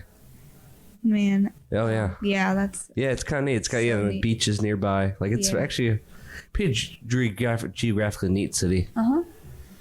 It's like. I love the West. It's like Denver, but with Denver is awesome. Denver is a desert. That's why it's so That's why it's so sunshine all the time. Oh yeah. I forget this town I'm going to. They get like 10 days of precipitation per year or something like that. Which except Denver's actually got a decent river. The whole fuck, what was I gonna say? The whole infrastructure of LA depends on a man-made reservoir that was built, I think, in like Nevada. Whereas Colorado, it gets the mountain snow melt, and then makes its way from the Colorado River to, I don't know all the rivers. I know the South Platte River is the one that runs through like downtown Denver. But yeah, my bad. What were you about to say? Oh no, keep going. I want to hear about this. I'm just rambling on about rivers. Rivers are cool. Yeah, I don't know. Trying to think. What else do I have to talk about? I don't know. That might be it. Anything? Yeah, anything else you found interesting? Anything? What's I thinking about? Not off the top of my head. Yeah. No, I think we've already been going for a while, haven't we? Yeah. See, it wasn't. It just flows. It doesn't feel like it. Yeah, usually, it's probably because I haven't done one in a while. But usually, if I haven't done one in a while, it starts off kind of nervous. Before you know it, you're. Yeah. Oh, I noticed that. Yeah. At first, I was like, oh, what do I say? I don't know how long this has been going, but I could tell you it's probably been. Yep. Like a little over 2 hours. Yeah, Didn't feel like it, did it? That's so crazy. It doesn't feel like it. Not at all. It's crazy, baby. It's crazy, baby. Sorry. Anyone who listens to this and wondering why we were doing that. Yep. It's Caroline's version of a Christopher Walken impression. Oh. It's crazy, baby. Oh, I love it. Well, Caroline, dude, this has been freaking awesome. I can't wait to listen back to this. Me too. Maybe like learn something from it. Maybe in the future we'll listen back on it and roll our eyes on how stupid we were. Yeah, because we probably would have changed so much by then. Well, thanks for giving me the opportunity to be on Yes, here, absolutely. dude. It's really neat. It's my first time being on one of these. Dude, so I'm telling you. Now, if you have someone else bring you on, it won't be... Yep, it won't be quite You as know what bad. you're getting into, and hopefully, I don't know, with your... which, by the way, when is your interview? Later today, like 4. So, yeah I'm just going to go You might be able to, like... It won't be awkward for you. You'll kind of be able to, like... Take some of this. True, I need to take some notes and stuff. So are you doing you're typing like? I'm gonna take a notebook and write down notes. Nice. So it's not like a business. It's not like you're not doing this for like a blog or anything, are you? No, just for myself, for my own knowledge. And I'm gonna have to reach out to Donna and Dave too. And I think I'm gonna set something up with Ben. So dude, that's fucking awesome. And thanks, Mike. Actually, you know what? I'm not ready to end this podcast just yet. Okay, all right. 'Cause you got me started on another subject. Actually, my bad. Let me pause this real quick because I really want to talk about it. I have to go pee though. You're good. So sorry about that. I had to, dude. That was, dude. I feel like a new person. You don't have to go to the bathroom, do you? Oh no, I'm all right. Okay, Thank good. you. That's amazing. Sorry, but it's amazing. Yeah. I think it'd be cool to own my own business someday. But yeah, like what? Oh, what kind of business do I want to do? Is this more like a recent desire, or have you felt this way for a while? Like honestly, I felt this way since I started working here. Really? Realizing how awesome it is. Yeah, to meet all the new people coming in and working with an awesome staff like you guys. It's really made me just want to have a place of my own. I like awesome. Working here, but I think it would be so cool to own one. Yeah. I don't feel like it needs to be anything big whatsoever. I'd be perfectly fine with just something small that gives me enough income to be comfortable. You know? Totally. I really need anything extreme, but I'd like to own like a coffee shop, record store, something like that. Right, maybe that's just like my first idea, but that's something cool that would attract like a good crowd. No, you're okay.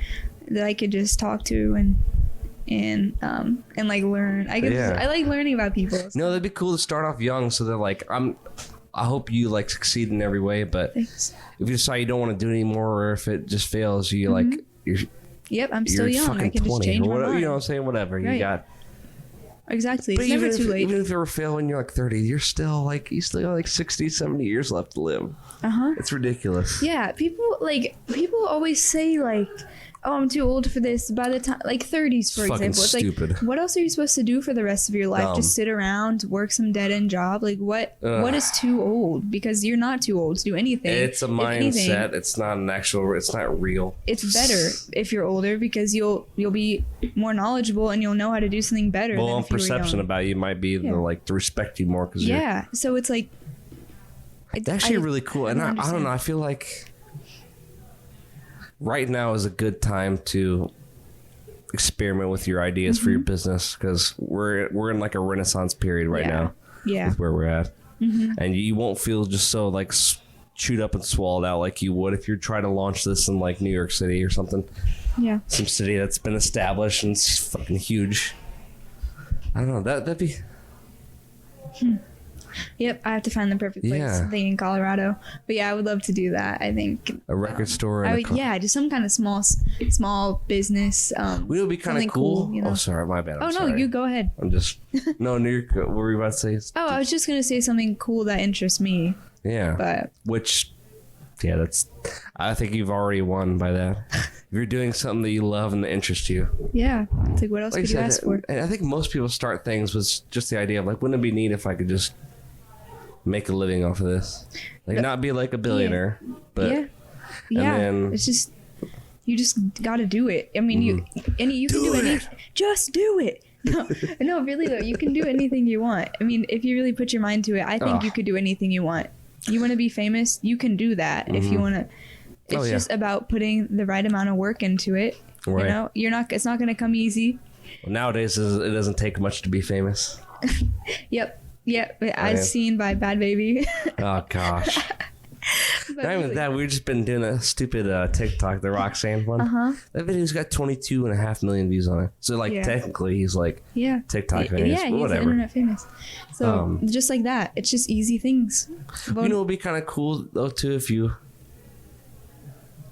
It would just be like a minor little detail, but, like, you could do, like, a record of the week or record of the day. Yeah. Something that really was like an earworm for you. And you could have... They got record players that you could connect to Bluetooth, so you could like have the crackle and the pop of a record. A record's actually playing, but then it's like that's so cool playing on a speaker, so you can able to project it. I'd have some kind of like jukebox vinyl thing going on where people can come up and play their own. I don't know. Dude, what if I don't know if you could actually do this, but what if you could do like a Parlophone type cup for drinks? Oh yeah. Like you know that's actually what the Grammy Award thing is. It's a Parlophone.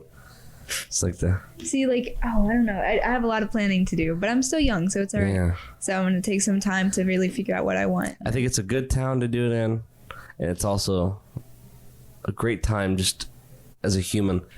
You have so many resources at your fingertips. Yeah. It's insane. But when people like you, and maybe that's good that you're like doing a social media cleanse, is that you're realizing how much time you have now to like educate yourself about how to do these things you want to do. Exactly. I know. Exactly. That's how you know. That's how you know you really meant it when you. I'm excited. When you pronounce every syllable of the word.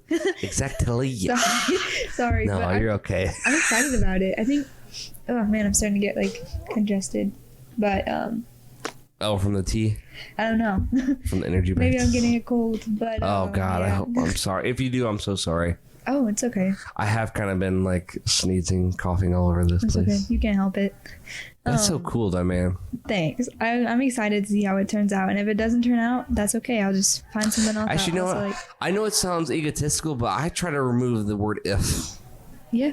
No, I've heard that, too. I know. You say when. Putting that in at all is basically setting you up for failure. You say when. When I'm going to do these things. Not if. All right. Don't even... Because you already know in your head somewhere that, like, there's that possibility, but I just think, I don't know. If you have that in the back of your mind, then you're always going to go back to it and think, well, there's a chance it won't work. So... True. Yeah, a wise man, Joey, told me that having a plan B is basically setting yourself up for failure. Yeah. Well, I agree with him. At the same time, I think it's a good thing to have like something set as a backup. Yeah, I agree. Be in the mentality of plan A, but like... Yeah. You just never know what life's going to throw you. You never know what if like a family member has a tragic accident and they need I mean, they could pay a caretaker, but what if they like need you to come home and you know what I'm saying? Yeah. I definitely see where you're coming from both sides. So yeah, I think it'll be interesting to see how stuff plays out. For both of us. Yeah, seriously. Especially you though, because you're the guest. You're the honorary guest. That's cool though, man. Thanks. I think to summarize this entire podcast, it's cool to see that, you're taking all these leaps simultaneously. Thanks. Like you're kind of taking a leap off a canyon here, in the best way possible. You're physically getting away from your home. Yep. Gonna experience all that beauty. You're cleansing yourself of modern day like issues and allowing yourself to have all this time to grow. Yep. What else? It's just... Man, you're going to start your own business someday. That's awesome. Thanks. I would love to. And I think it's all so cool. I wish more kids knew to just not pay so much attention to all the like societal norms that people throw at us, because times are changing. Well, I don't think there's actually any real benefit. Like, do you actually see, like, is that financially helping you out? Is that helping you in any way, shape, or form? No. No, it's not. It's just consuming my time. It doesn't really matter. It's you're like unlocking so much potential whenever you realize how much time you're missing out on. When you realize that all these opinions don't actually make a real difference, like in any real way that you can measure in your life, that's the moment when like you kind of feel free, honestly. Yeah. It's awesome. Sounds cliche, but all that matters is if you just follow your own heart. I mean, don't take into account what others say. You know, it's crazy. Apparently, they're actually saying that there's neurons like in your gut and in your heart. So there might actually be some scientific like legitimacy to saying that. Yeah, it does sound cliche, but I think it's really important. So thanks, Mike. Yeah, no problem. Sorry. It's awesome. My brain's emptied out now. All the words are done. It's good. I need to get to this point. It's good. It's just to like, that's why I love doing podcasts. You just get all the shit out of your brain, and then you feel empty and depleted of words, new stuff. But you feel satisfied because you're like, it's therapeutic. Anyways, I think it's episode 47. Caroline Rubin, future awesome record store, coffee business owner. Oh, thank you. And you probably find, if you like business, you're so fashionable, I think it'd be cool if you could launch a fashion line. Oh man, that would be really cool. I don't know if I'm that fashionable. Nah, you're gonna Thank you though. I think you'll be like a cool example of a businesswoman, not the businesswoman who's like awesome, influential, but doesn't have a stick up her ass. Yeah. Well, thanks. I like to think that. Heck yeah. So, all right. Thanks for listening, everyone. It's been real.